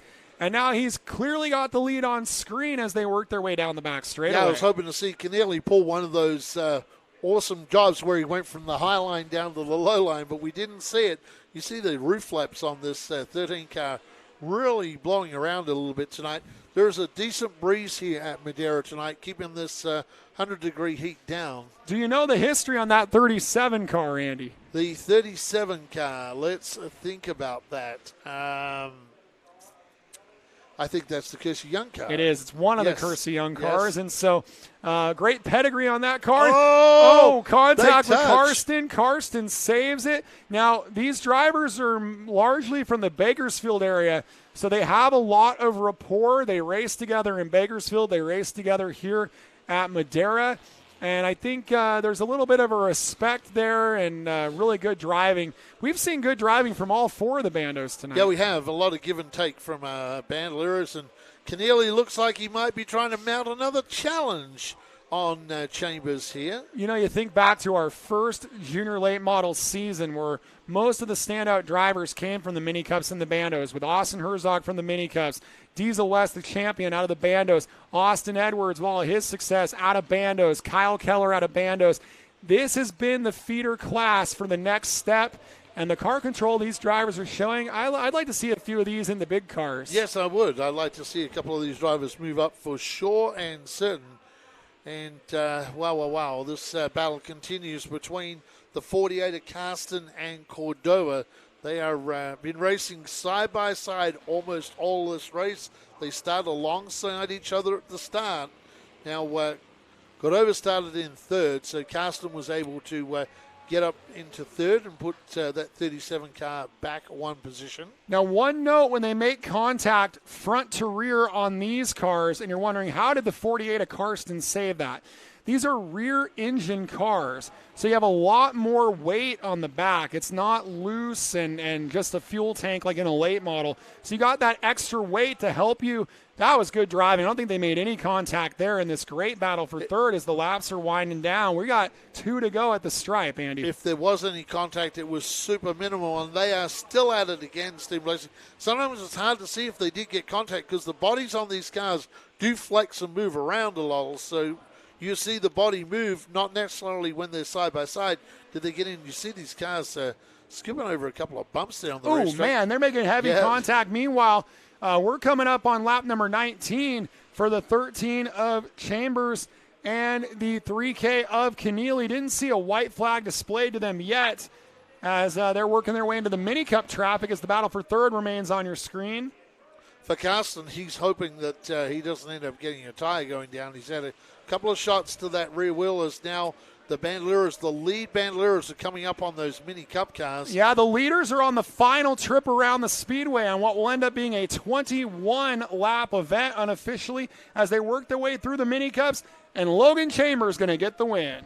Yeah, Logan Chambers takes the win from Joey Keneally. Let's see who was third. It was the 37, Caden Cordova, the 48 of Connor Carsten. In the mini cups, well, that went to Keller over Wetterhays. So Wetterhays getting beat tonight by Callan Keller, and that's been kind of back and forward all year between those two young stars in the mini cups. So just waiting for our race winner, the 13, to pull into victory lane. Logan Chambers gets it done in the Bandoleros from Keneally and Cordova and Carsten. And in the mini cups, it was the 47 of Keller and the 3 of Wetterhays. So the mini cup's going to pull up at each end.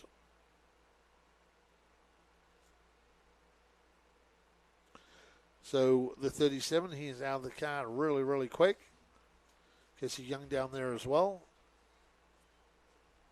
Casey pretty happy with that run from Caden Cordova. Did a good job to muscle his way into third. So Chambers quickly out of the car. His crew will go down there, and they'll be a very, very happy team down there. Steve Blakeslee just getting in position down there. Good sportsmanship from our mini cup Bandoleros. Kellen Keller taking the win in the mini cups. That's pretty cool. His brother will be coming up in the late models. Just getting ready. Stephen Blakeslee running around down there in victory lane. Well, we're going to go down to the Bandolero Mini Cup victory lane and getting it done once again here at Madera Speedway. The driver of the number 13, Logan Chambers, is with Stephen Blakeslee. Logan Chambers out of Bakersfield, win number 4 in the Mini Cups versus the Bandoleros. It was a hot night and a really exciting battle there with the 3K of Keneally. How much fun was that inside the race car? Man, it was fun both crossing each other over. It was fun. And then right at the end of the race, you're thinking about getting the win and you encounter lap traffic. Did any nerves come into play for you? Not really. I was just hoping I could get it under there faster and he could get me, so. Anybody you want to thank? I want to thank Agnell, Colombo Construction, and my mom and dad. This guy's on a roll. We had an undefeated champion last year. We have a 4-time leader this year, Logan Chambers out of Bakersfield. Like Stephen Blakeslee said, most of these bandoleros come from the Bakersfield area. And, of course, Logan Chambers wearing a Kevin Harvick shirt down there. So he's obviously a Kevin Harvick fan. Well, we're going to go from a Bakersfield driver. We're going to skip across the border to Las Vegas, Nevada. And that driver down there, Kellen Keller, is with Stephen Blakeslee. Kellen Keller out of Las Vegas, Nevada. You're a Mini Cup winner once again here at Madera Speedway. How's that feel? It feels great. It's been so long. And you guys have been working so hard, different cars, and you finally got this one dialed in. Tell us who you have to thank. 3K Motorsports, Phil's Fabrication, Battleborn Racing, CSM Graphics, KKR, Keller Motorsports, and yeah. We might be doing some 2-wheel and 3-wheel wheelies on his little cart in the pits after this one. Kellen Keller gets the Mini Cup win. Kellen Keller will be hoping that the older brother can get it done in the Nut Up Pro Late Models a little later on tonight, as Stephen Blakeslee will wander down and maybe find some other drivers to talk to. We'll wait and see. Looks like we may be done down there talking to drivers temporarily. In fact, we are going to go now, and we are going to talk to the second place in the Bandoleros. And Stephen Blakeslee is with the driver of the 3K, Joey Keneally. Joey Keneally put on a great battle for the win. I know you wanted that win in this Bandolero race, but how much fun was that battling with Logan Chambers? That was really good. He's a good driver. Huge thanks to my mom, my dad, Wiley X, and John Vargas Performance. They're the only reasons we're here right now, and can't thank them enough. Well, a great performance there from the Keneally team. Joey Keneally, second place here at Madera.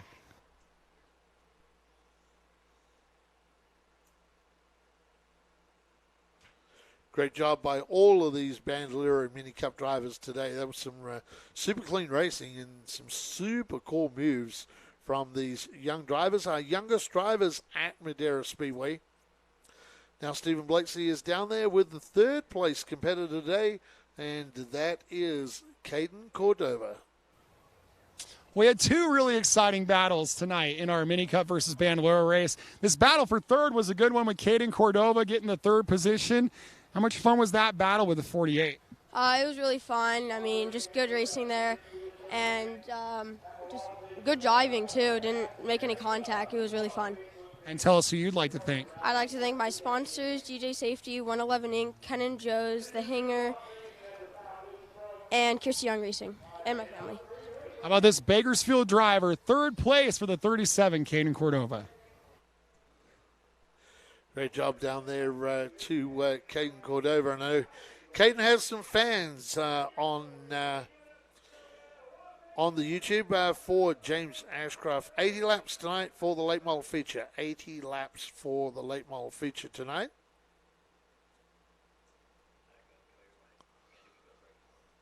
So we'll take a break here from Madera Speedway. We bring you this free live stream every race. So make sure you give us a like. We're almost 200 by the time we come back from commercial break. I'd love to see that well over the 200. Remember, give us the super chats. It helps us buy new equipment. We'll take a break, pay some bills with our great sponsors here at Madera Speedway, 5150 Nut Up, and, of course, Intermission Foods. Is that your stomach growling or the sound of thousands of horsepower circling the track? Fuel up for race day with Mission Foods. Supercharge your taste buds with fast and easy to create recipes that are winner circle delicious. Try some of our mouth-watering tacos to piled high nachos, fresh chips with guac, and more. Start those engines because Mission has you covered from the green flag to the checkered flag. Now that's too fast, too tasty.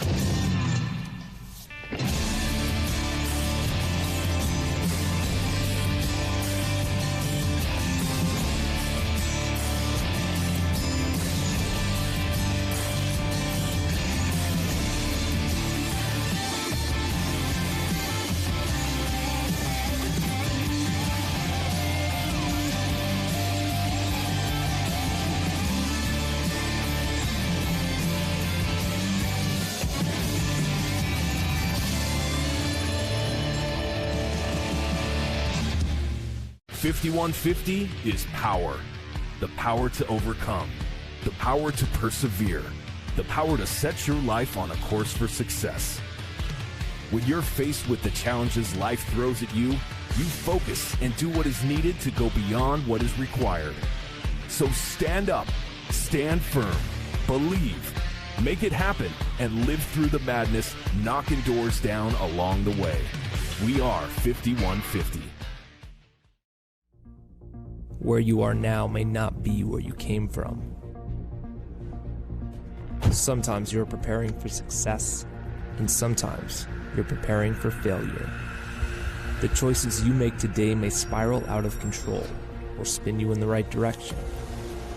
Your past doesn't define you, but the choices you make today can change your life forever.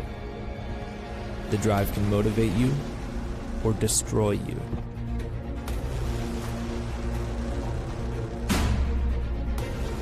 But you have to find a way out. Discover a riveting, real-life story of recovery that will inspire you. Believe, make it happen, and live through the madness, knocking doors down along the way. Read the true story of how Carlos Vieira nearly destroyed his life and lived to tell about it. And don't miss others telling their powerful stories on our podcast. Visit kddmediacompany.com. Race fans, please support the brands that support our sport. NutUp Industries and NutUp.com is the primary sponsor of these free live streams for our fans to enjoy. Please go to NutUp.com and enter the code MAVTV20 for a 20% discount on all of their great, healthy almond snacks. Please visit NutUp.com and support the brands that support our sport by entering MAVTV20 for a 20% discount to say thank you for this free live stream tonight. Since 1977, Mission Foods has been creating fresh and authentic Mexican food products. Put some Mission in your kitchen, race fans. As we like to say here at the Madera Speedway, support the brands that support our sport. I'm Kenny Shepard here on Madera Racing on MAV TV, and we would like to welcome Mission Foods on board here on the Madera Racing program. Too fast, too tasty. Make sure Mission is the choice you make the next time you're at the store.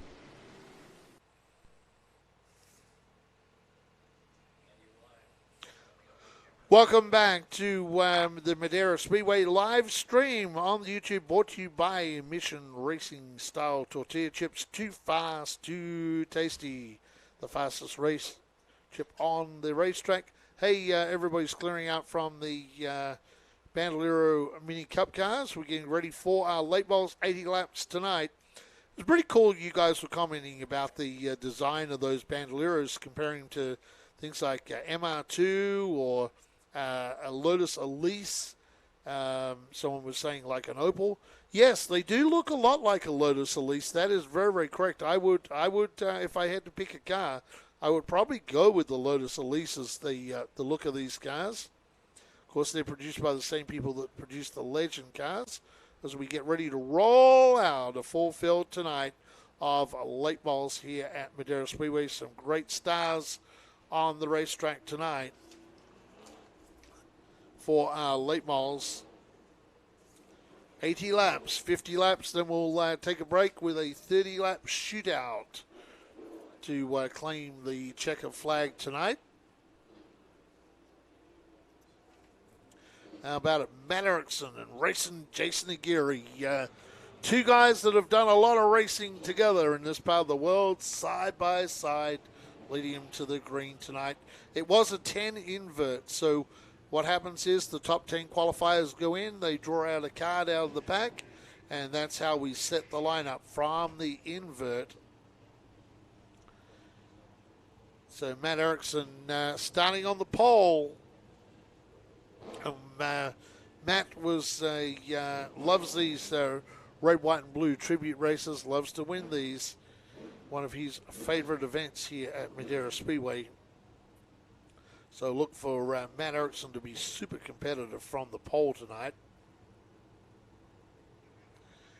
Do apologize for some of our audio earlier. We believe we do have it back going and ready. If you have any audio problems, let us know on there, and I'll pass it along to the production crew.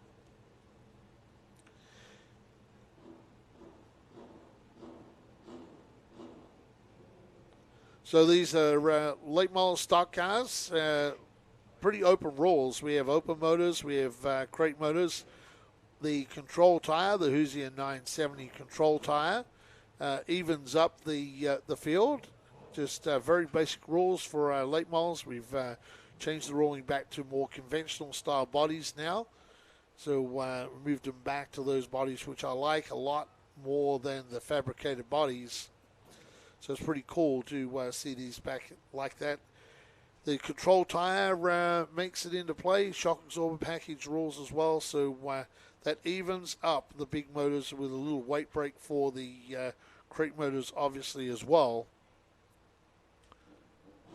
Getting ready to throw down here shortly to our to Stephen Blakeslee down there.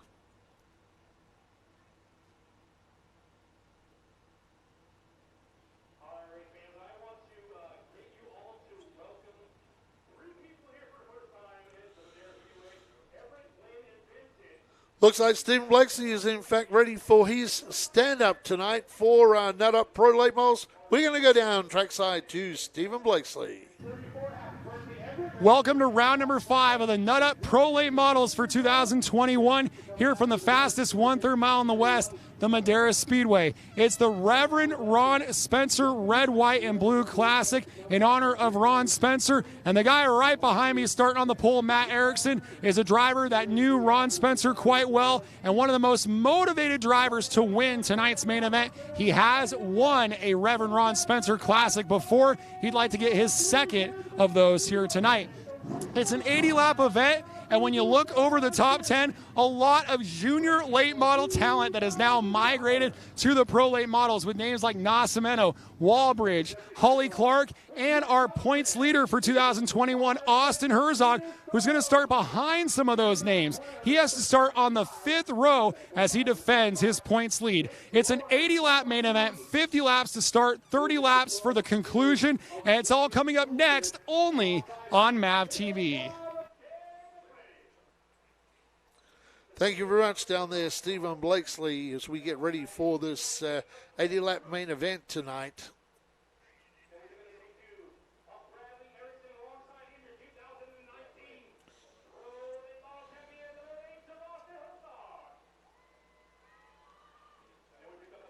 Well, Rob Lloyd says, I smell a sandbagger in the 42. Well, Matt Erickson got the one position due to the redraw. We'll see how he goes tonight. But having Matt up front, we used to get accustomed to Matt Erickson being towards the back of the pack, but and work his way through a little bit. But lately we've seen Matt start up front and run up front early in the race, where normally he'd be coming on in the last 30 laps. So anytime you have a Matt Erickson up front, that is trouble for the opposition. Okay, James Ashcroft, Rocket Chassis is about 30 minutes from my house. Pretty cool. Okay, if you can let us know out there, how is the audio? If you can let us know how the audio is doing right now. Like to know how the audio is out there right now.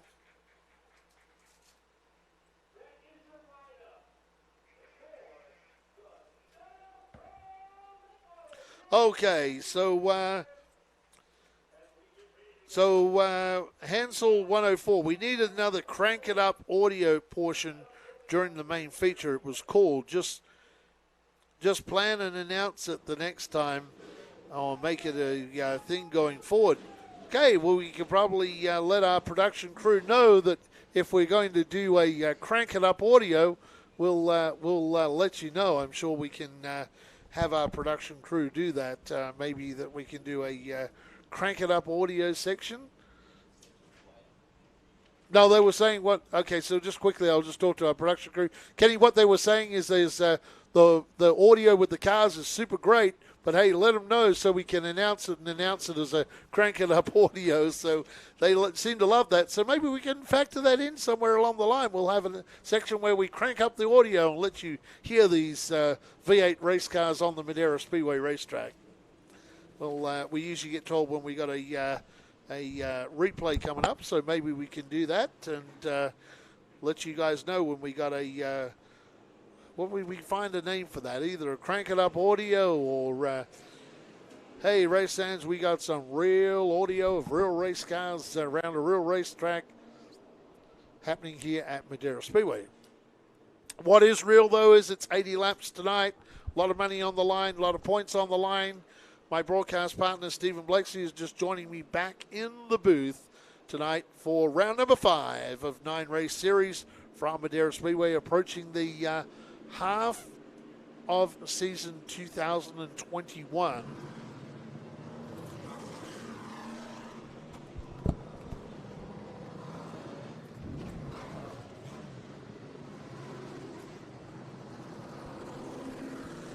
So at approximately 3 laps to go to green, we'll give you the starting lineup for tonight's main event. Again, 80 laps of Nut Up Pro Late models powered by Mission Foods, getting set to go here from the fastest 1/3 mile in the West, Madera Speedway, to close out the annual Reverend Ron Spencer Red, White, and Blue Classic. And like I talked about in the open, this is a race that Matt Erickson has won once. He'd like to win it again here at Madera Speedway.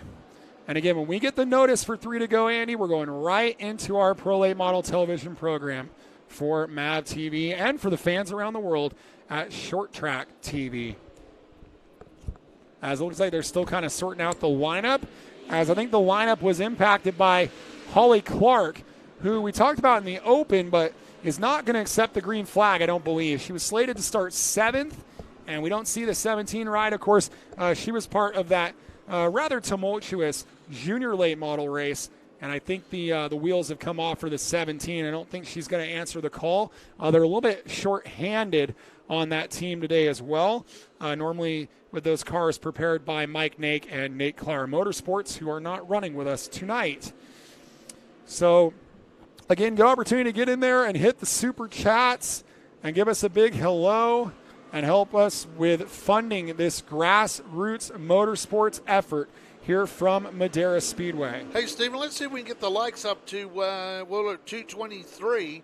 I think we can get this up to 300 by the end of this event. So let's start with trying to get it up to 250. We're at 224 right now. So remember, give us a like, give us a thumbs up. All you do is go down there, put your finger on that thumbs up. We'd love to see the thumbs up. And 80 laps of late model racing coming your way. A free live stream. You don't get too many racetracks, Stephen Blakeslee. You work at a lot of places, and it's normally a live stream that you have to pay for with a company to view it, and we do it for free here at Madera Speedway. Well, and what helps us do that is the fact that it is a televised event. So we were already live to tape, and Kenny Shepard and our partners figured out, why can't we just live stream what we're already doing? So we took what was already a great production and made it live for you. As they like to say, we'll do it live here at Madera Speedway. Okay, from Bill O'Reilly there. So we're getting some people saying that the audio is fine, so I've just passed that along to our production crew, and they're happy to know that the audio is fine for this late model race. All right, at the line, you're going to bring us in here, and we'll get this Nut Up presentation going right here at the stripe, Andy. Welcome to round number 5 of 9 of 2021 for the Nut Up Pro Late Models from Madera Speedway here on MAV TV. I'm Outback Andy. My broadcast partner in the booth tonight is with me, Stephen Blakeslee. 80 laps tonight for the champagne, the gold, and the glory of the Reverend Ron Spencer Red, White, Blue race. And on the pole tonight, it's the number 42 of Matt Erickson. Alongside him, he's a longtime arch enemy, Jason Aguirre. Starting third is going to be Bubba Nascimento. To his outside, Tyler Herzog. Row number 3, Jaden Walbridge and Kyle Keller. Row 4 is going to change. It's going to be, we'll call it Holly Clark and Howard Holden. Yeah, row number 5, Austin Herzog and Bradley Erickson. Row 6, Glenn Cook and Carl Pierce. Row number 7, Kate McClenny and Jay Julson. Row 8, Lauren Papa Coots and Petey Soto. Row number 9 is Rick Thompson, and tonight we have in-car cameras in the 11H of Austin Herzog. The 12, the wild child, Kyle Keller. The 07W with Jaden Walbridge. And on the outside pole, racing Jason Aguirre. And the final in-car camera tonight is on the 42 of Matt Erickson, the most winningest driver in the history of late models at Madera Speedway. And wow, the Corbin Cash, MJ Gilbert Construction, sponsored cars, Stephen Blakeslee up front for the start tonight. Getting ready to go for 80 fast and furious 1/3 miles from Central California. Your Nut Up Pro Late models see the twin green flags. The Reverend Ron Spencer Red, White, and Blue Classic is off and running, and a red, white, and blue car is trying to lead the way. It's Erickson inside of Aguirre. I tell you what, Aguirre got a good run off of turn number 2. They must have put a little Corbin Cash in the tank of that 45 car tonight. Here it goes, that big slingshot out of 51-50 turn, and it's Aguirre now. We were credited, I think, with Erickson as the race leader last time. It's changing this time. Atwater's racing Jason Aguirre, the race leader at Madera. And Bubba Nascimento already trying to enter his way into the frame from the 3rd spot, but then up the hill he goes, and that brings in Vancouver, Washington's Jaden Walbridge in that beautiful Rowdy Manufacturing number 07. Started 5th, and he's trying to go up into 3rd on the inside of Nascimento. Yes, he is. They thunder down the back section at Madera. Walbridge now has got past Bubba Nascimento. Right behind him, that Herzog Roofing Crown Homes entry, Tyler Herzog. Tyler Herzog having a good run early in this race tonight, Stephen. Well, Blakeslee. and Tyler Herzog 3rd on points, ahead of Nascimento, ahead of Aguirre, ahead of Walbridge. It's been a sterling start to the year for the Herzog family. As battling continuing there down the front stretch, 2x2 racing all over the racetrack. As here we go, side by side for the 2nd spot. Jaden Walbridge is taking a look on the 42 of Matt Erickson. Jaden Walbridge, a former junior racer here at Madera Speedway. Like Stephen said, that's a Rowdy chassis, and that has got some sparks coming from that Rowdy last time around down on the low line. Yeah, maybe some low air pressures on that car, but hey, there's no fireworks this year, so those sparks will be our fireworks show for the race fans. But I would say those sparks are a tad bit concerning. Walbridge up to 2nd, Erickson back to 3rd, and you know, it is a warm night, but we kind of thought the late start, we took the green at about 8:30 p.m., might play to that outside line and might play to Matt Erickson. But right now, everybody in the top 10 all the way around the bottom. Yeah, everybody around the bottom, although Jason Aguirre is running way up the racetrack this time. I tell you, racing Jason Aguirre is a driver that's never won on MAV TV. He's won a lot of non-TV points races in the local Madera series, has been a champion in that series. And I tell you what, Steve Blakeslee, he would love to get this Corbin Cash Waterford irrigation car to Victory Lane tonight. Often you'll see them in the top 5 at the break, and we've seen them lately, unfortunately, dial the car the wrong way. They dialed the car out of the top 5. Let's hope tonight he can get this to the top 5 at the break, and then they can dial this car in and finally get a win for racing Jason Aguirre at Madera on a TV show. Well, we're 11 laps into this race. Aguirre has 4 non-televised wins in 2021, but he's not the points leader in that series. That's Kyle Keller who leads that one. Battling was going on there for the 3rd position. Tyler Herzog passing Matt Erickson. So Erickson finds himself in a sandwich of Herzog cars, as there's the 07 of Jaden Walbridge, the youngster from Vancouver, Washington, 16 years old, trying to run down the 45 of Aguirre. Aguirre told me in the pits, he said, I think the outside is going to be the place to be tonight. I think tonight could be my night. And like you pointed out, Andy, he's the only car all the way back to Kyle Keller at the bottom of the top 10. He's the only car running that top line.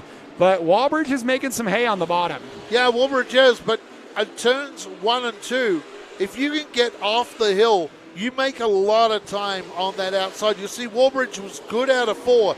Now we get down into 2. Walbridge gets the inside, but look at Aguirre. Shot out of a cannon out of turn number 2. And that's where you've got to be fast out of that turn. Walbridge comes thundering back. Yeah, Walbridge making a move here, this time by its lap 16. We go 50 to the brakes. That means we have 34 to go. No rush. There's still sparks coming off of Walbridge's car, so they're still focused on that long run. They had that car very low on air pressures, very low on the racetrack. Ooh, I think Aguirre led that lap by just the hair on his chin there in that Corbin Cash car. Yes, he did, but got the run out of the turn. They go down equal intermission, turn number 3. they'll straighten up. And Walbridge, the new race leader in the 07. Yep, he'll lead lap number 18 for the youngster. And we documented in the open, there's a lot of junior late model talent in this field. Remember, in the juniors, Jaden Walbridge was one of our best qualifiers week in, week out. Never won one of those junior late model TV races. He might get himself a nut up pro late model TV win at the rate he's going. A hot start for the 07. Traffic is about to get ferocious here as they come up to complete lap number 20. Yeah, young Walbridge in that Chevrolet Camaro has got a ton of lap traffic, and they kind of strung out single file. So one car off the racetrack pulling in now. That's Papa Kearns. Lauren Kearns pulls the car to the infield. Yeah, and he's using a spare car there, using the Matt Coots car. He had his primary 96 here, had some problems, rolled out the 75.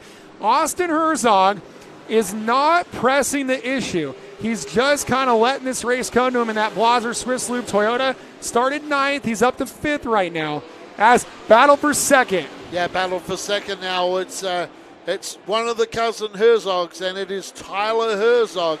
Tyler Herzog, wow, Tyler doing a great job getting by Rick Thompson. Rick's been a winner here on MAV TV before in that ThompsonTrailers.com entry. Man, Tyler Herzog's rotating the bottom. All the cars that have been real successful in 2021 have been bottom-feeding cars. Walbridge, Austin Herzog, Tyler Herzog. Tyler Herzog is P2 on lap 24, one lap shy of the halfway of this first segment for the driver, 3rd on points. Yeah, that Herzog Roofing Crown Homes entry doing a great job on the racetrack right now.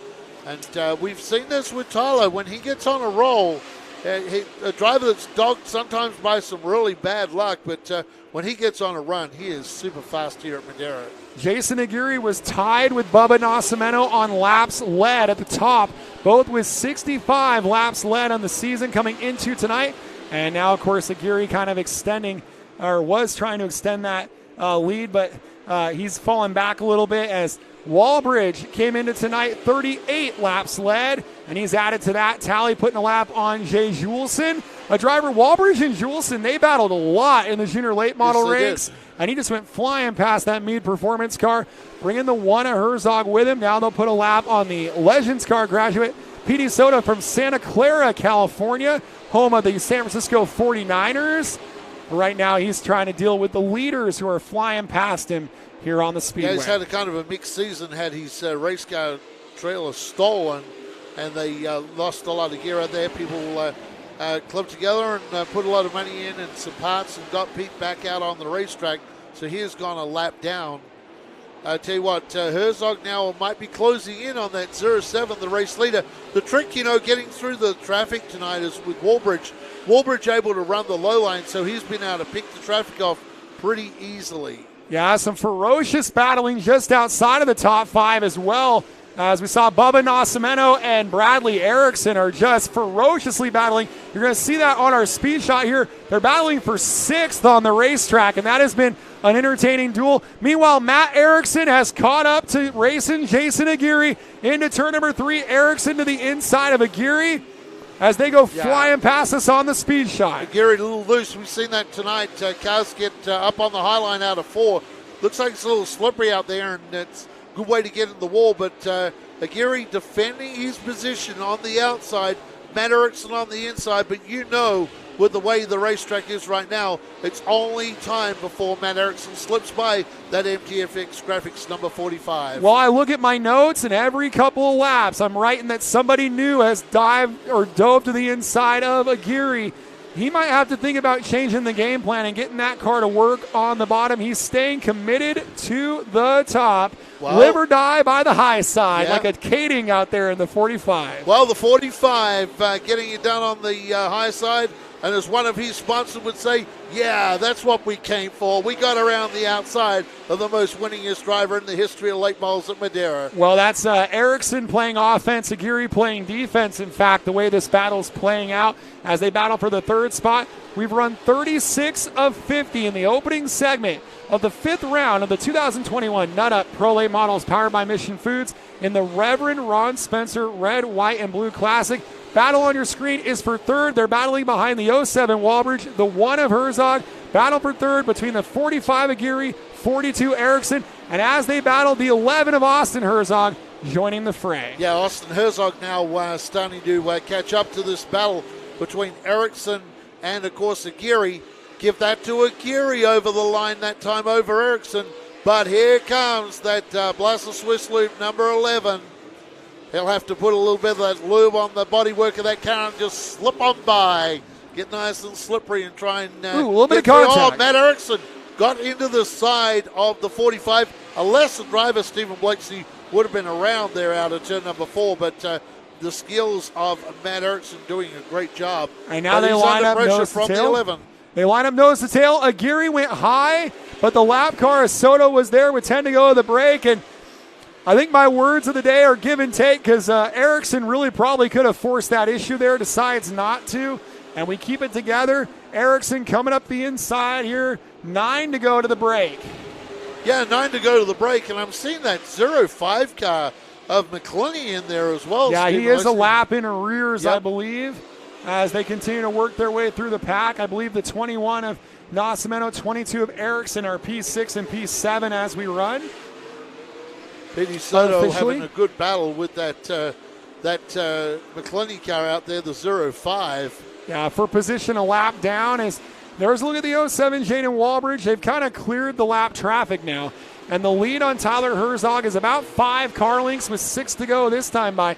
This battle seeming to go all the way to the wire of this first 50-lap segment. 3rd, 4th, and 5th on your screen. Yeah, it's a great battle. Aguirre holds that right now. And I think Aguirre it wouldn't really matter for him when they go back to the break, whether he ends up 3rd or 4th. He'd like to be 3rd, I think, for the points right now, because, of course, the top 5 for this pays points as well, Stephen Blakeslee, for a part of the 2021 championship. 5 out on the racetrack from Flaggy Frank that time. Fearless Frank puts the hand out to let the drivers know. 4 now for Jaden Walbridge. He has about a 5-car break on the one of Tyler Herzog. I wonder if track position is going to be as critical for the pro late models as it's been for our junior late models, because we're seeing intensity pick up. Erickson battling with Herzog. Bradley Erickson was battling with Nascimento on the speed shot. Something's turned these drivers loose with 3 to go to the break, and they're really stepping up the intensity level. Yeah, well, the positions 3 through to 5. Stephen Blakeslee 3 through to 5 on dispute right now. And here comes the Herzog car, Austin Herzog, in that Swiss Loop car. He's going to slip by and get 2 for 1 here as they go by Rick Thompson. Great driving by Austin Herzog, and he moves up to B3. And they're coming up on 1 to go when they cross the line. Your leaders are a half lap ahead of this. They're already sailing into Nice Ride turn 3. There they are, and they're going to see a checker flag for the 07. Jaden Walbridge going to win this opening 50-lap segment. Yeah, Walbridge will take the win from Tyler Herzog. Then it will be Austin Herzog in 3rd. Austin Herzog in 3rd. Looks like 4th place went to, I believe, racing Jason Aguirre, then Matt Erickson. What a great drive in the last few laps from Austin Herzog. When we return from Madera, Stephen Blakeslee will be down there with the Mission Foods halftime show. Stay with us, race fans. Is that your stomach growling? Or the sound of thousands of horsepower circling the track? Fuel up for race day with Mission Foods. Supercharge your taste buds with fast and easy-to-create recipes that are winner circle delicious. Try some of our mouth-watering tacos to piled high nachos, fresh chips with guac, and more. Start those engines, because Mission has you covered from the green flag to the checkered flag. Now that's too fast, too tasty.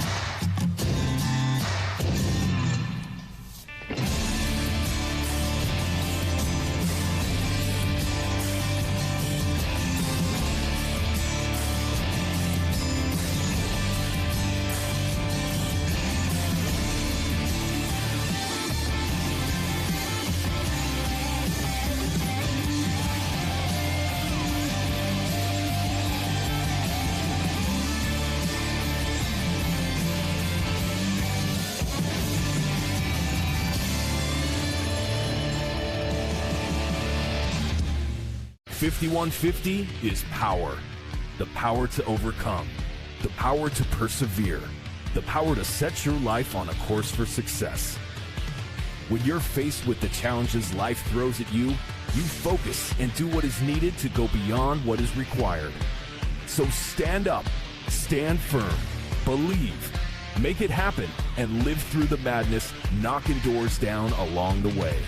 We are 5150.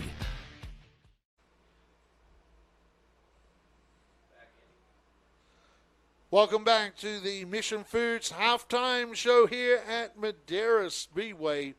Getting ready to bring this back for MAV TV. Well, flag to flag, 50 laps straight through tonight, and we don't often do that. Let's see if we can do that in the next 30 laps to make this 10-mile shootout. Some great racing out there tonight, and these drivers in the top 5 really putting a good run.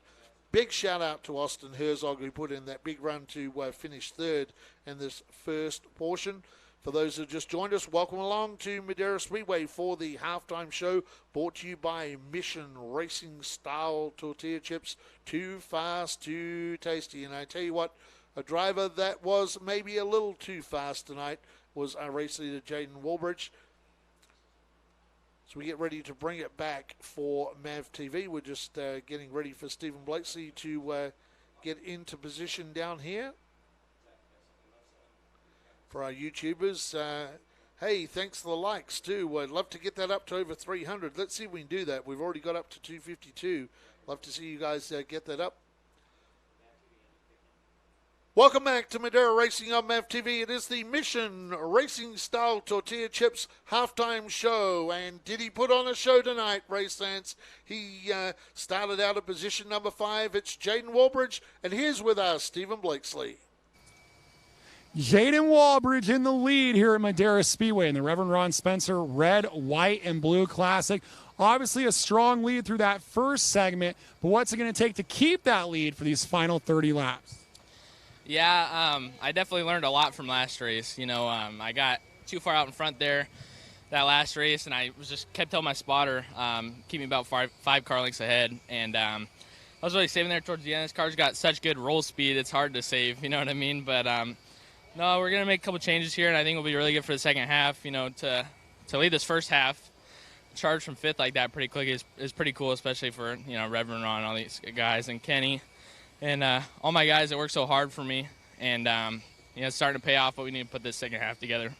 We noticed for about the first half of this segment, the car was sparking a bit. It looks like you guys were maybe down on air pressures. Were you dialed in for the long run there? Yeah, I was telling him I was dragging. I wasn't sure if I had to put some packers in there, but you know, the tire pressure got up, and you know, we started rolling there pretty good. But like I said, I was saving, and we'll see what we got this second half. Well, that's a pretty strong car if he says he was saving. Jaden Walbridge in the lead here at Madera. The first of our former junior late model drivers tonight that we'll interview in this top 5, Jaden Walbridge and that rowdy Chevrolet doing a great job. The crew hard at work on second place down there. You see they got those blowers on the brakes down there. And the Crown Homes Herzog Roofing #1. That driver's got a big smile on his face right now. And here's with Stephen Blakesley, and his name is Tyler Herzog. Well, Tyler Herzog was closing in on the 07 Jaden Walbridge. And like we said, as we were walking over here, you were emphatically telling your team the car is good. Do you need anything else in this race car, or are you set for the final 30? We're pretty good, all thanks Crown Homes, Herzog Roofing, Van Dorn Racing Development. Just make a couple little small adjustments, and hopefully we'll be able to pass them here on the restart or way later in the race. We'll just see how it comes. This race started a little bit later than we normally do. Some thought maybe the outside was going to come in, but it is still very hot. What do you think the racetrack's going to do for this final 30? It all kind of depends where everyone's running. If everyone's running the top, then it's obviously going to come in. If no one's running the top, it all kind of just depends. We'll just see what the track gives us, and we'll just work from there. They look ready for top or bottom in car number 1, Tyler Herzog, second place. Well, most likely Walbridge is going to pick the inside for the restart. Now, the #1 start on the outside of row number 2 at the initial restart. So I think he's going to be starting on the outside once again. as we move along down the grid to his cousin now, former junior champion Austin Herzog. It's good to see Austin having a good run tonight. Austin's had a good night. He started out at position number 9. Not a good redraw for Austin Herzog tonight in the top 10, but he's made some great work picking up 6 spots, and he is down with Stephen Blakeslee. Austin Herzog, 3rd place, and getting his blazer hat on here after a challenging first 50 laps. Worked your way forward from a pretty deep draw there. So how does it feel to be running in the 3rd position so far? It feels good. I got a really good car. I just feel like the car draw always bites me, but I know I got the car and the crew, and I'm not too worried about it. Thank you to all my sponsors. Without them, I wouldn't be here. So it's been a good night so far. We're going to try to get up there and battle with those guys. Heard the car might be running hot. We see all the fans on it. Is there anything you can do about that as a driver while you're out there on the track?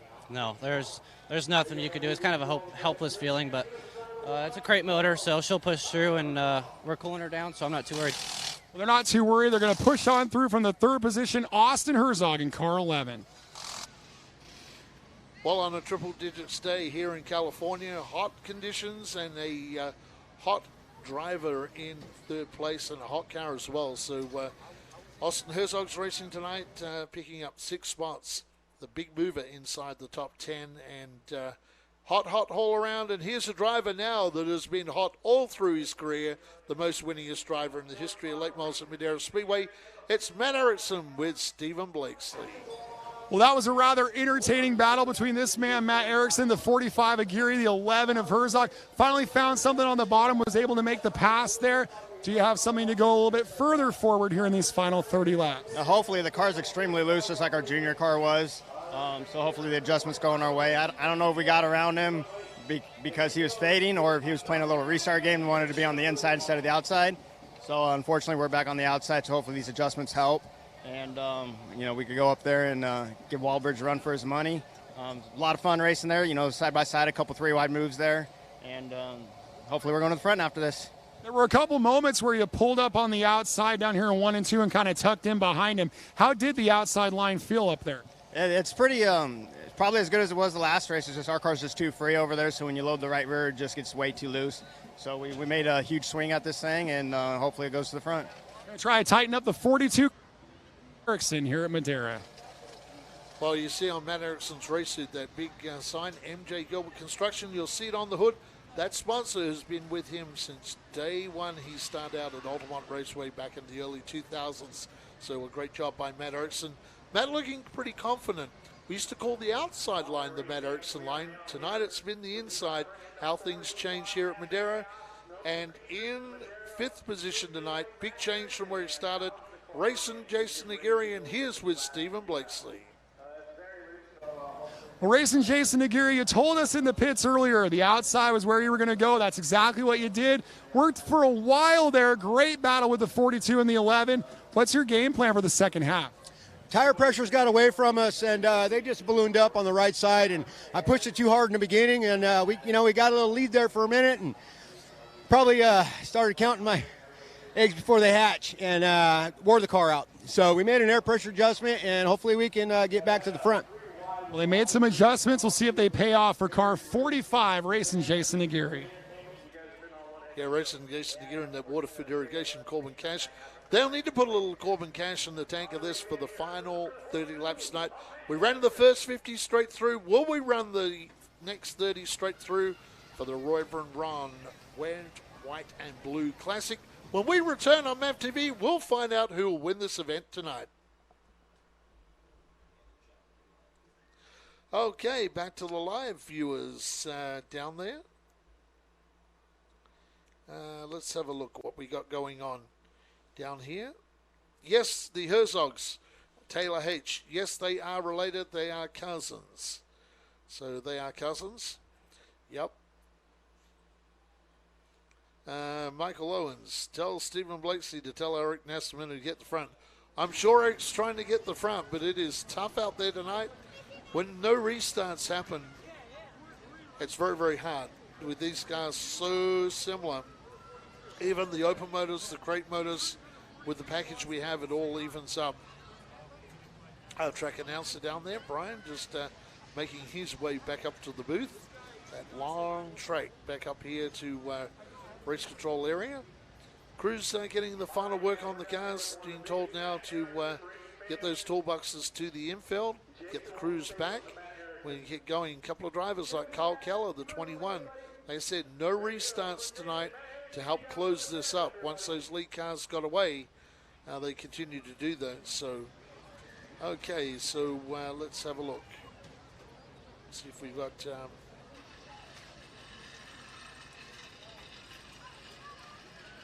we're down to up to 263 likes. We'd like to get that up a little more.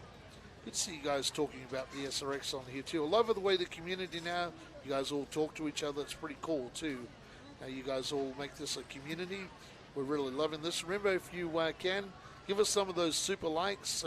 All the money we make goes back into new equipment here. We get some new equipment that we're trialing tonight as well. So every time we get money, we put that back into the thing. You see Frank's critter there at the start line, getting ready, overlooking Frank. Stephen Blakesley gets ready to join me back in the booth.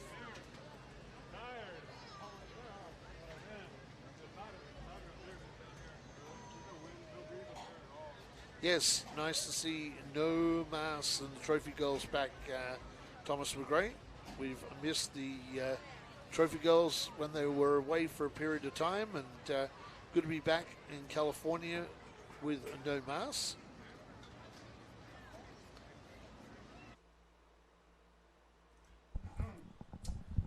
Someone was asking how they're related, the Herzogs, and the answer is they're cousins. Their father, Daryl and Brian, they are brothers. Daryl and Brian are brothers, and so Tyler and Austin are cousins. I did mention that they were cousins, and cousins doing a great job on the racetrack right now, second and third on the racetrack. So it's going to be a battle of the Herzog cousins for bragging rights for that family for the next couple of weeks till they get back out here.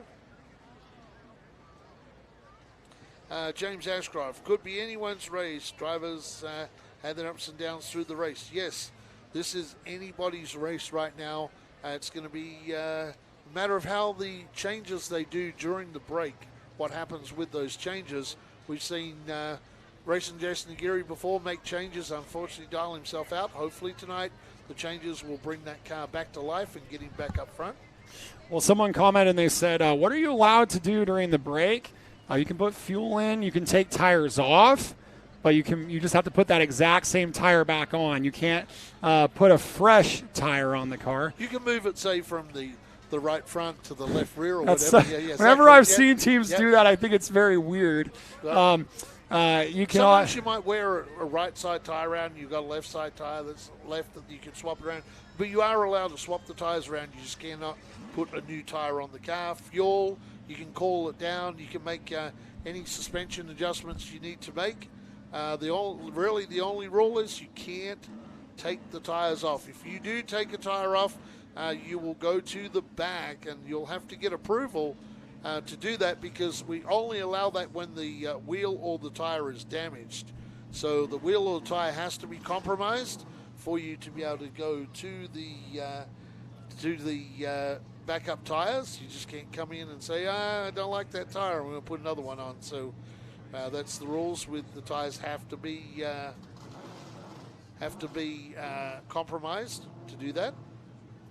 As all the final crews make their way back, looks like young Alexander Mead making his way back, the spotter for Jay Jolson.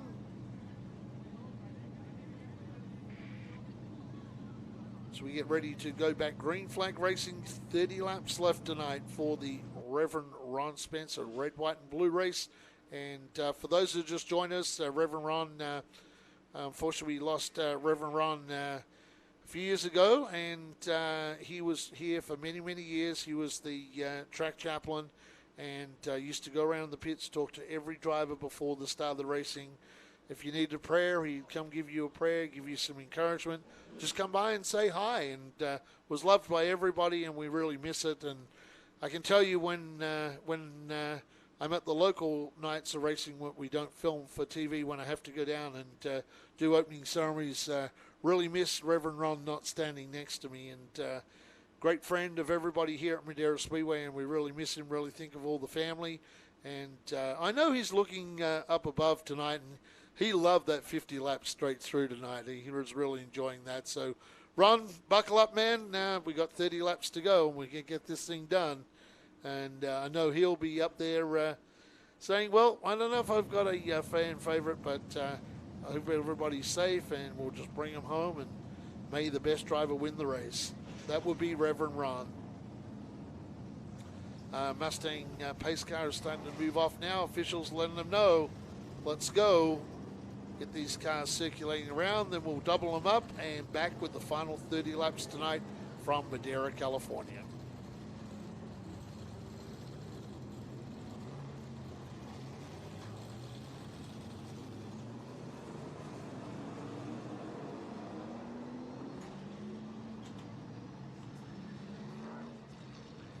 So Graham Denny, hello from Brisbane, California, sir. Up there with Have a Chat Lean. You guys up there in Brisbane, Queensland. And hello to everybody that is. Okay, Hansel, Outback. What kind of short track racing in Oz? Dirt or asphalt? Do they turn right? Well, let's tell you about that. It is mostly left turns. It is all dirt racing. There's no really oval paved tracks running that I know of back there. I come from a dirt background myself. Okay, so we have a entry-level division that they call street stocks, and their entry-level division does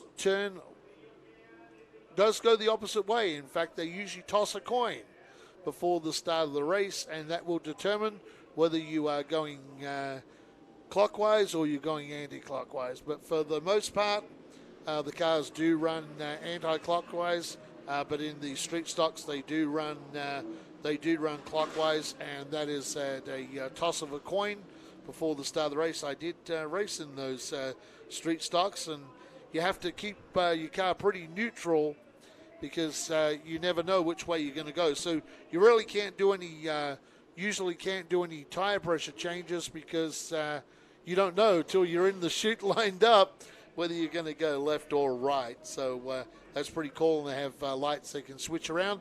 Much the same as we do here at Madera when we have the Enduro racing, which is our big event at the end of the year, is the Pumpkin Smash, which we didn't run last year. It's about 400 laps. We run 100 laps one way, turn around, run the other way.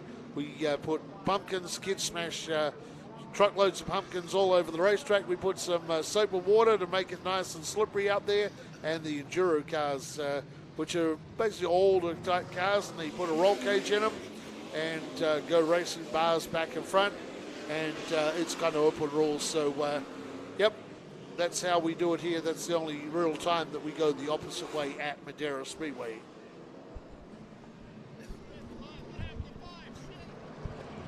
All right, we're going to go 1 to go, I believe, at the stripe. And if we do, you're going to be bringing us back for MAV TV and welcoming you back to the booth, Andy. And we are going 1 to go at the stripe. Welcome back to Madera Racing on MAV TV. 50 laps straight through without a caution flag tonight. We got 30 laps remaining, 30 fast and furious laps. My broadcast partner, Stephen Blakeslee, joins me back in the booth there. Caution free. Will we go caution free for 30 laps of racing, 10 miles here at Madera for the trophy for the Reverend Ron Red, White and Blue trophy. Pace building and to the line. Warbridge leads them to the line, sir. Well, and we had some hot drivers with loose and hot cars, and we'll see how this goes. The dragging underneath Warbridge's car continues. Tyler Herzog, the slingshot maneuver out of turn 2. Tyler Herzog to the lead on lap number 51. Matt Erickson in the wall, who's trying to get around the outside of Herzog and got into the got a car in the wall. That's Rick Thompson in the wall, big time red flag. And a car in the like infield. Howard Holden. No, 71 of Carl Pierce. Carl Pierce it is. Red flags immediately.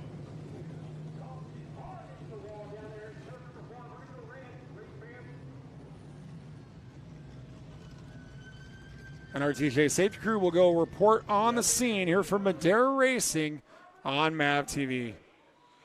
Driver is okay. That's great news, race fans. Driver is okay. But Stephen Blakeslee, look at how bent that car is. You can see it. That car is almost like a banana. You can see that is all bent up, and Rick is out of the car. It's good news that Rick Thompson, former winner here on MAV TV in this series, Rick Thompson probably should have had 3 wins, but Rick hard into the wall, and that car is a mess. So veteran racer is okay, and that's the main thing in that ThompsonTrailers.com entry. Someone's radio is wide open.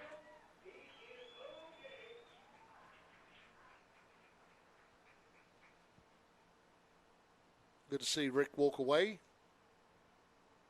Mike Molefield, I think your radio is wide open.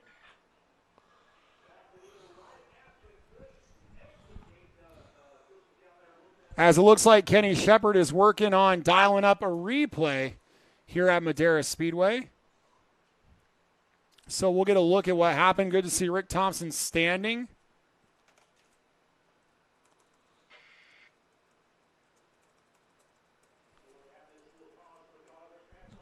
Just waiting for that replay to come up. The DJ Safety Crew back of the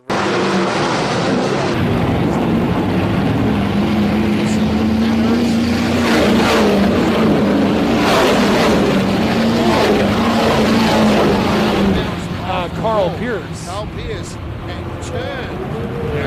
Into the gate. Yeah, Rick Thompson was nothing wrong. Luckily, he actually hit the gate, not the post first.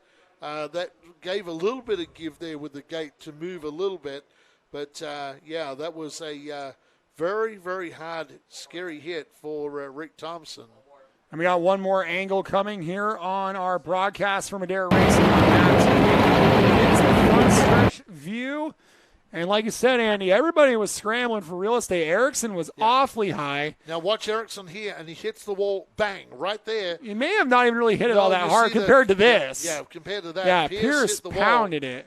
Pierce pounded the wall, and then, wow, into Rick Thompson. Rick Thompson just turned Rick around.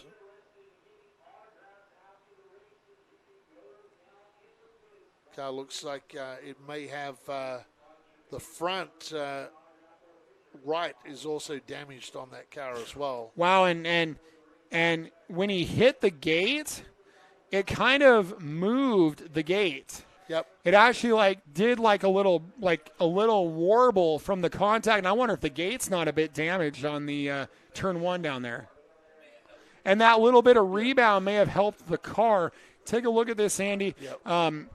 We're looking at it back. You're going to see the gate does a little. Exactly. Watch this. They're going to hit the gate, and it does a little warble. Yep. Right there, and it moved a little bit, and that may have helped.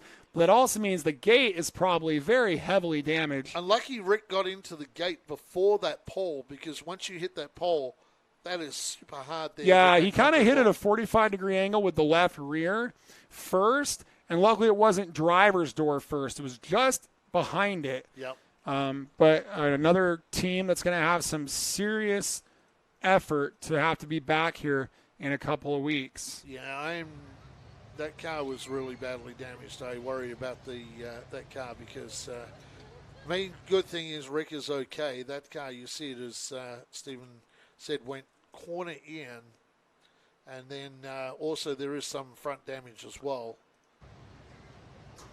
Hard hit from Rick Thompson. Like you see the marks on the gate down there, Stephen, those black marks? Yeah. See exactly where he hit him. I'm just glad he hit on that, and that, like you said, that flex there acted a little bit more like a spring, like a safer barrier, rather than going straight into the concrete or that pole that holds the gate. So hopefully our gate is okay. The track safety crew having a look down there.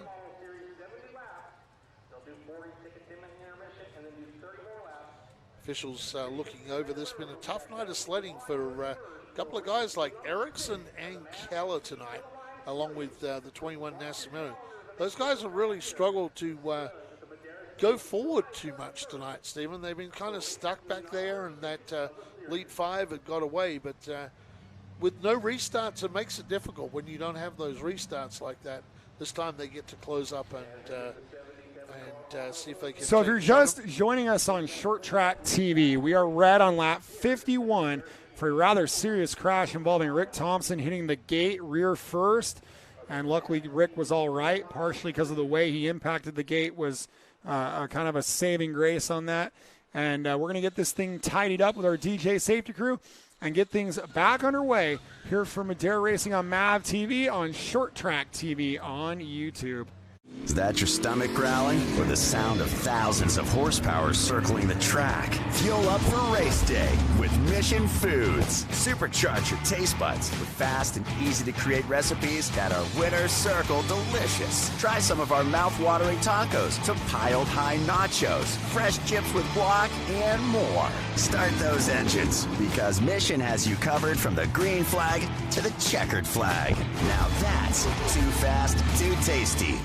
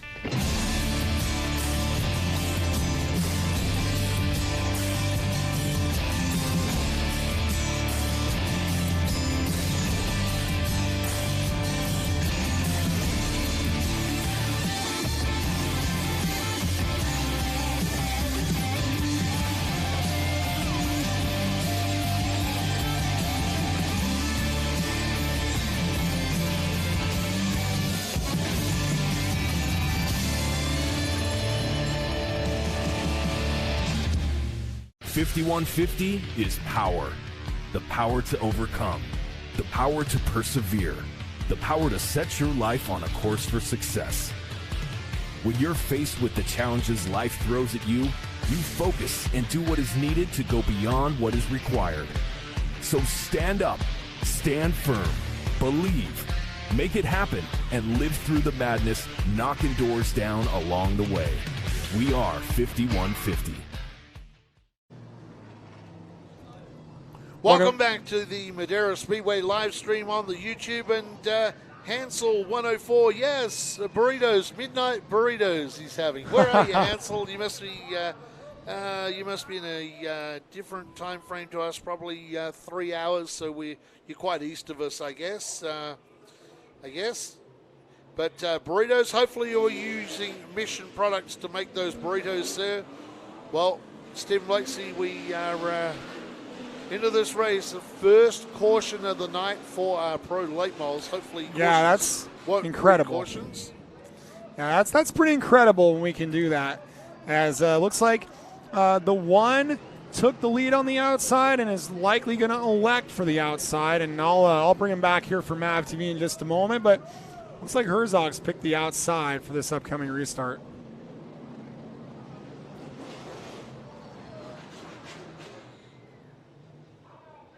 Welcome back to Madera Racing on MAV TV, your Nut Up Pro Late Models, round number 5, the Red, White, and Blue Classic for Reverend Ron Spencer. Your leader is that car on the outside, the number 1 of Tyler Herzog, going to bring him down. Still 29 laps to go.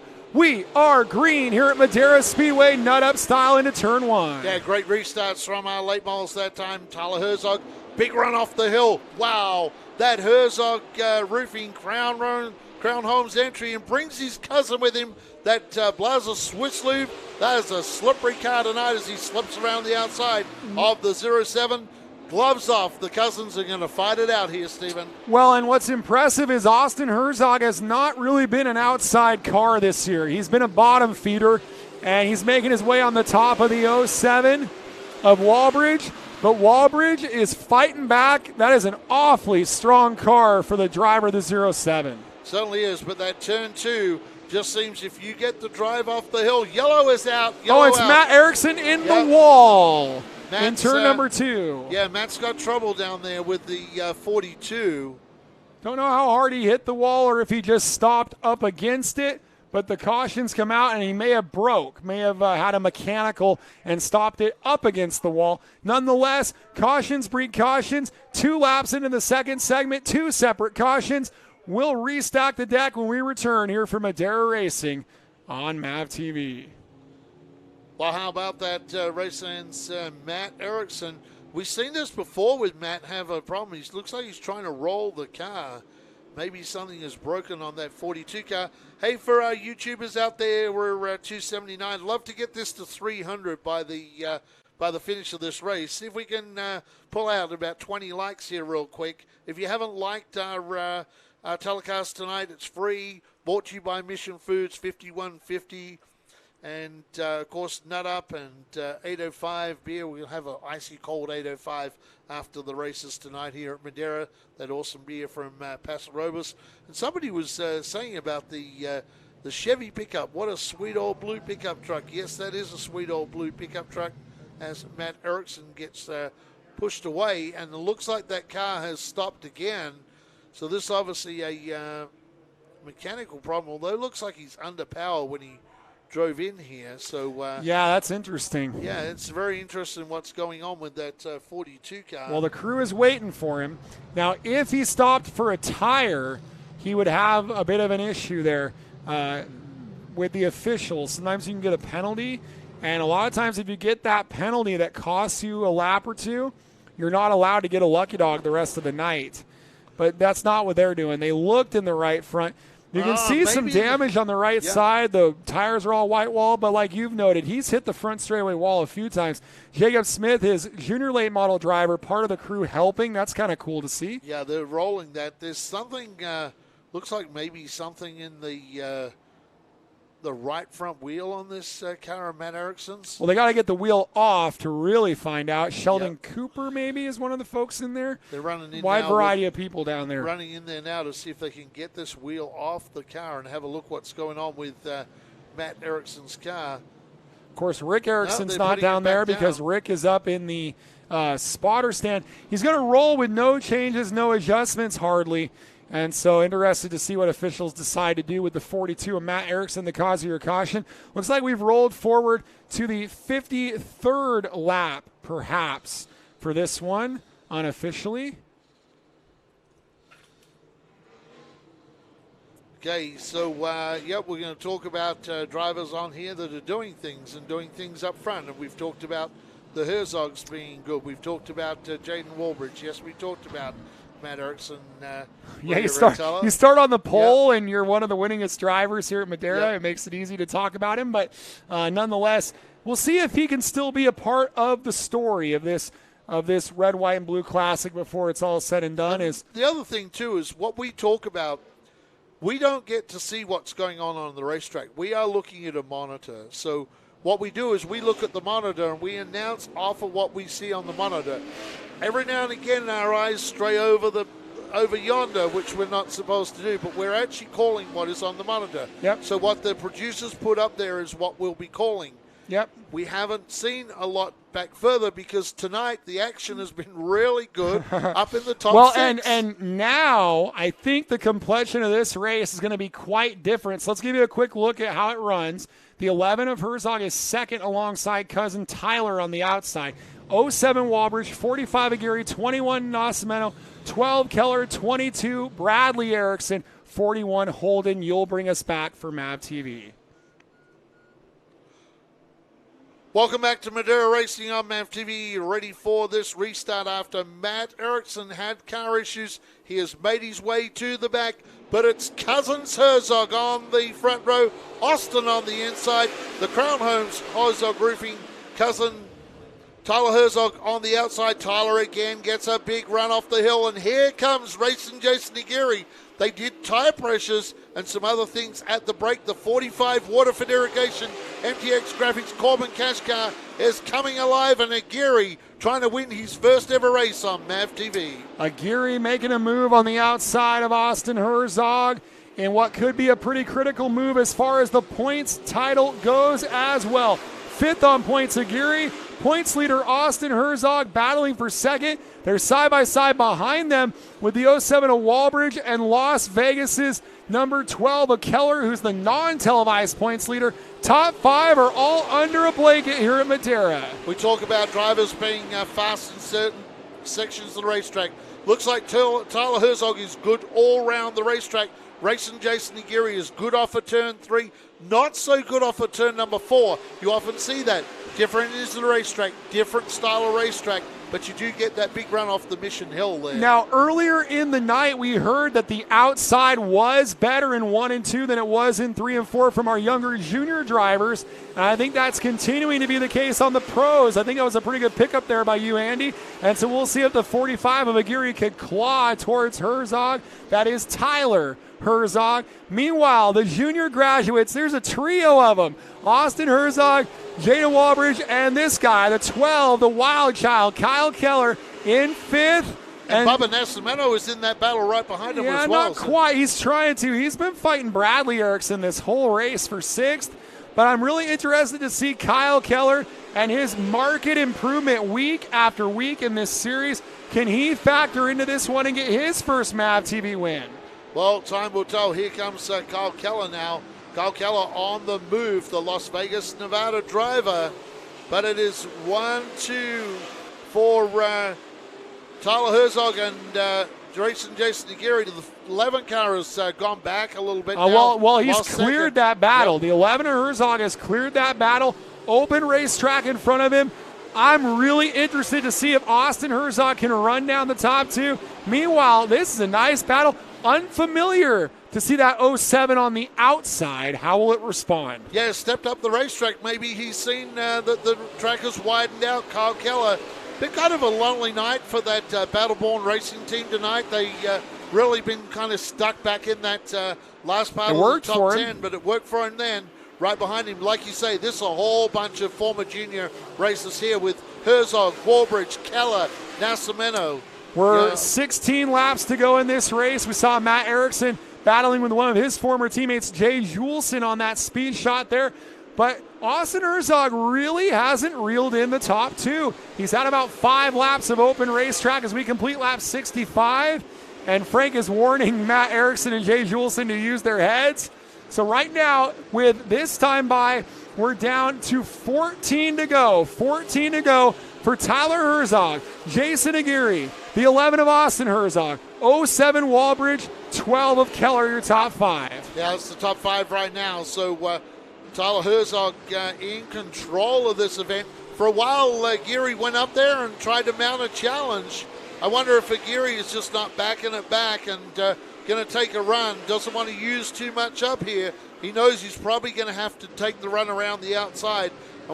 He's got time with 12 to go here. 12 to go. Catching Tyler Herzog might be one thing, but when you get to the back of that Crown Homes Herzog roofing car, getting around him may be a whole different situation. So Tyler Herzog continues on his way. Flames coming out of the exhaust of the number 1 and the 45. In control tonight. He's pulling away. Yeah, he is. He's controlling this race. And the battle for third is hotted up again, as you like to say, Andy. That 07 of Walbridge is so strong on the bottom as Fearless Frank shows him 10 to go.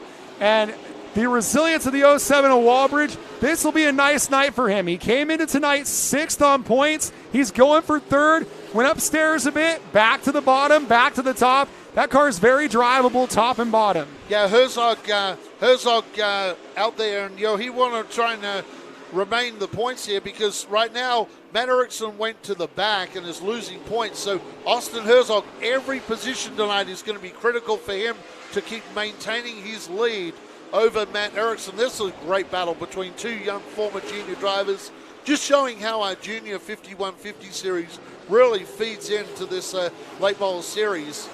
Well, the laps are winding down for the 45 of racing Jason Aguirre. If he's going to do anything with Tyler Herzog, seemed like he had a really good short run car in the first segment, and then he fell back. Seems like the same thing in this. This long green flag run has not really benefited Aguirre. This battle for third has been a great duel, but they kind of wish it was for the win, I would think. I'm sure they would wish this for the win, but there's probably not much going to happen up in front of them with the remaining laps right now. So this is the big battle on the racetrack. Third position, that Blaser Swiss Lube car up against that Rowdy Manufacturing 07, that Chevrolet Camaro of Jaden Walbridge. There's a look at the battle for the lead, which is not really a battle. A look at the gap. And then even with all the battling among third, fourth, and fifth, sixth place Bubba Nascimento has not really gained on him. Neither has the 22 of Erickson. These five have established themselves as the class of the field in the Reverend Ron Spencer Red, White, and Blue Classic. Here the fifth round of the Nut Up Pro Late Models. 1 mile of racing to go for Car 1, Tyler Herzog. Yes, Tyler Herzog. He didn't really show too much in your interview with you, Stephen Blakeslee. I don't think he wanted to give too much away. He looked confident, looked really, really confident. That's the most confident I've seen him. He had not led a lap this year until tonight. That's an amazing stat that Tyler Herzog had not led, and we were 4 rounds in, white flag, and he has led the most laps this year for himself. So he's just got to drive that Crown Homes Herzog Roofing entry into turns 3 and 4. He will straighten up out of Mission Turn. Tyler Herzog will take the win from racing Jason Aguirre. Cousin Herzog will be third. Jaden Warbridge, Kyle Keller, that will be your top 5 tonight. Wow, wow, wow, what a great win for the Crown Homes Herzog Roofing car of Tyler Herzog. Quickly brings it to Victory Lane. When we return, he will be down in Victory Lane with us, Stephen Blakeslee. Stay with us, race fans. Well, how about that to the live stream people? You got us over the 300. Stay with us because we're going to hear from these drivers, and then we'll do our post-race show after that. The Herzog crew quickly down there. Congratulations to the two cousins. A win and a third tonight. Aguirre in that Herzog sandwich. It's good to see racing Jason Aguirre have a good win tonight. That's a good second place. That's almost like a win for that team because lately they've been in the top 5, dialing the car out. Tonight, very, very strong performance from racing Jason Aguirre. They'll be partying down in Atwater tonight with that Corbin Cash down there, that sweet potato vodka. Good to see Rick Thompson walking around down there and is okay after that massive crash in turn 1. We'll be back here next week to do this all over again for another live stream, and then it'll be about 5 weeks till our next TV show. So keep checking us out too.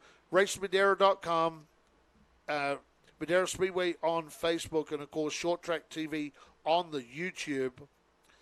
Thanks to everybody for watching tonight. We got a whole lot still to go here tonight as Stephen Blakeslee is down in Victory Lane. The Herzog family down there congratulating Tyler. His dad's down there. We're going to get ready to go back to MAV TV here pretty soon. Thank you to Sonia Harrison. Yes, it's going to be free, courtesy of Mission Foods, Nut Up and 5150. We appreciate doing this for everybody out there. We're just race fans. Kenny Shepard, a former race car driver, race fan. Stephen Blakeslee, super race fan. Well, welcome back to an awesome night tonight. A Nut Up Pro Late Model Racing, and in Victory Lane tonight, Tyler Herzog is down there with Stephen Blakeslee. How about it for this guy, Tyler Herzog, our 5th winner in 5 races in the Nut Up Pro Late Models here at Madera Speedway.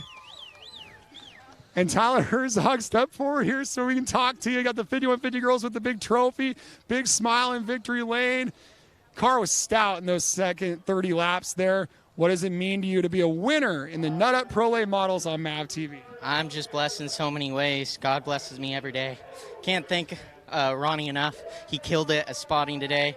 My whole team, Grant Asdor, my dad, Revance, my little brother, and Crown Homes, Van Dorn Race and Velmet, Herzog Roofing, they're the reason why I'm here, and they're the reason why I'm in this position right now. That move for the lead, that big move for the lead, take us through that. sailed her on in there and had a good drive off and sent it. You came into tonight third on the points, hadn't led a lap yet. Now you've got to win, and we've still got a long way to go. Are you thinking winning that championship this year? We'll just take it as it comes. We have a really good long-run car. Just got to work on that short-run speed. If we qualify up front and get those qualifying points, we'll be up there. I think this points battle just got very interesting. Tyler Herzog, a nut-up Pro Late Model win on MAV TV.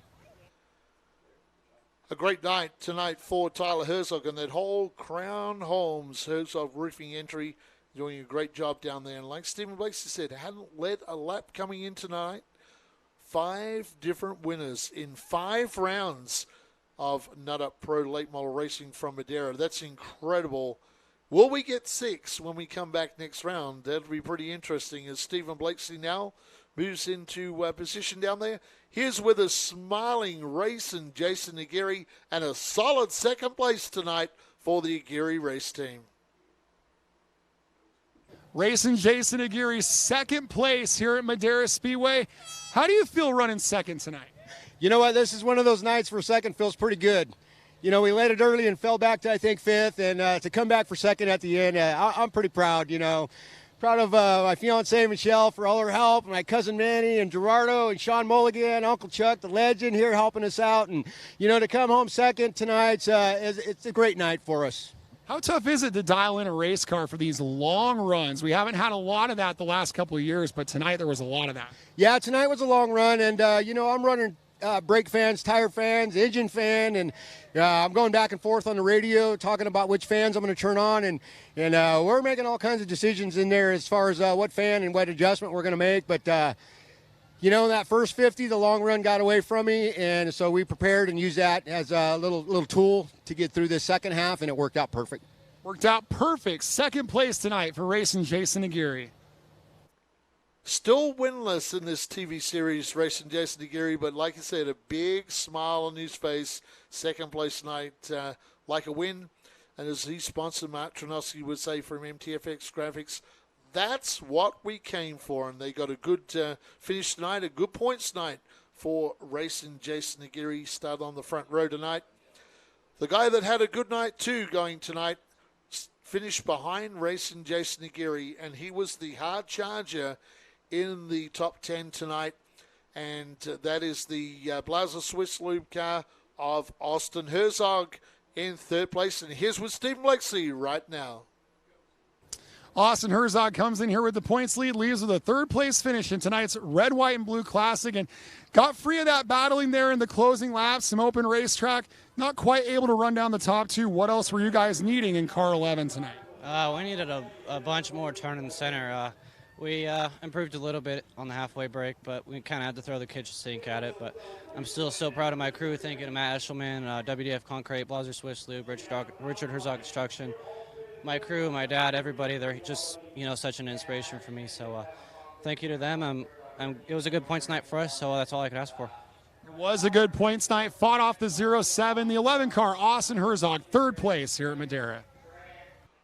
What a great night of racing tonight. 80 laps, very little cautions tonight in the Nut-Up Pro Late Models. Can't wait till we get back here to Madera for round number 6 to see if we can get a 6th winner in 6 rounds. That's incredible. 5 winners in 5 rounds.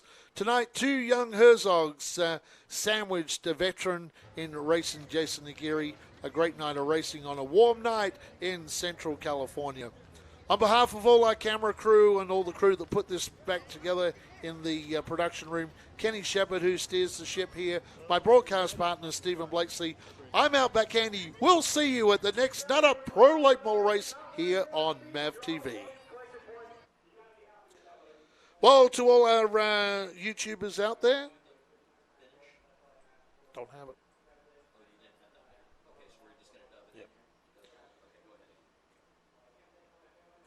Thank you from Aaron. We've been doing this a little while, Stephen and myself.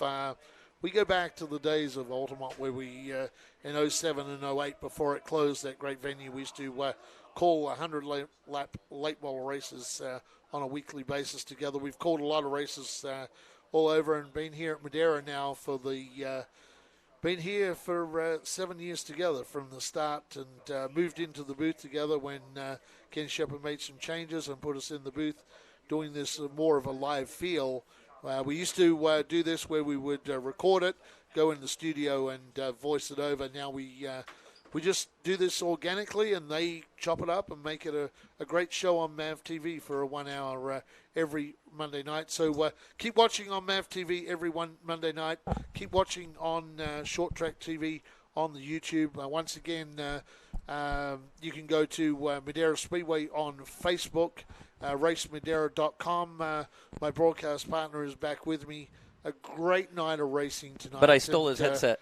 Kenny Shepard's in the booth. My boss has joined us. I've been in the booth, but yep, he's I joined us for the first time tonight. Got to give Stephen a break real quick and say good night. I didn't get to watch anything over there, so I don't know what you've got going on here with the YouTube stuff. We've got a lot of stuff going on tonight. Yep. There's all stuff. The community is just talking to each other, which is great.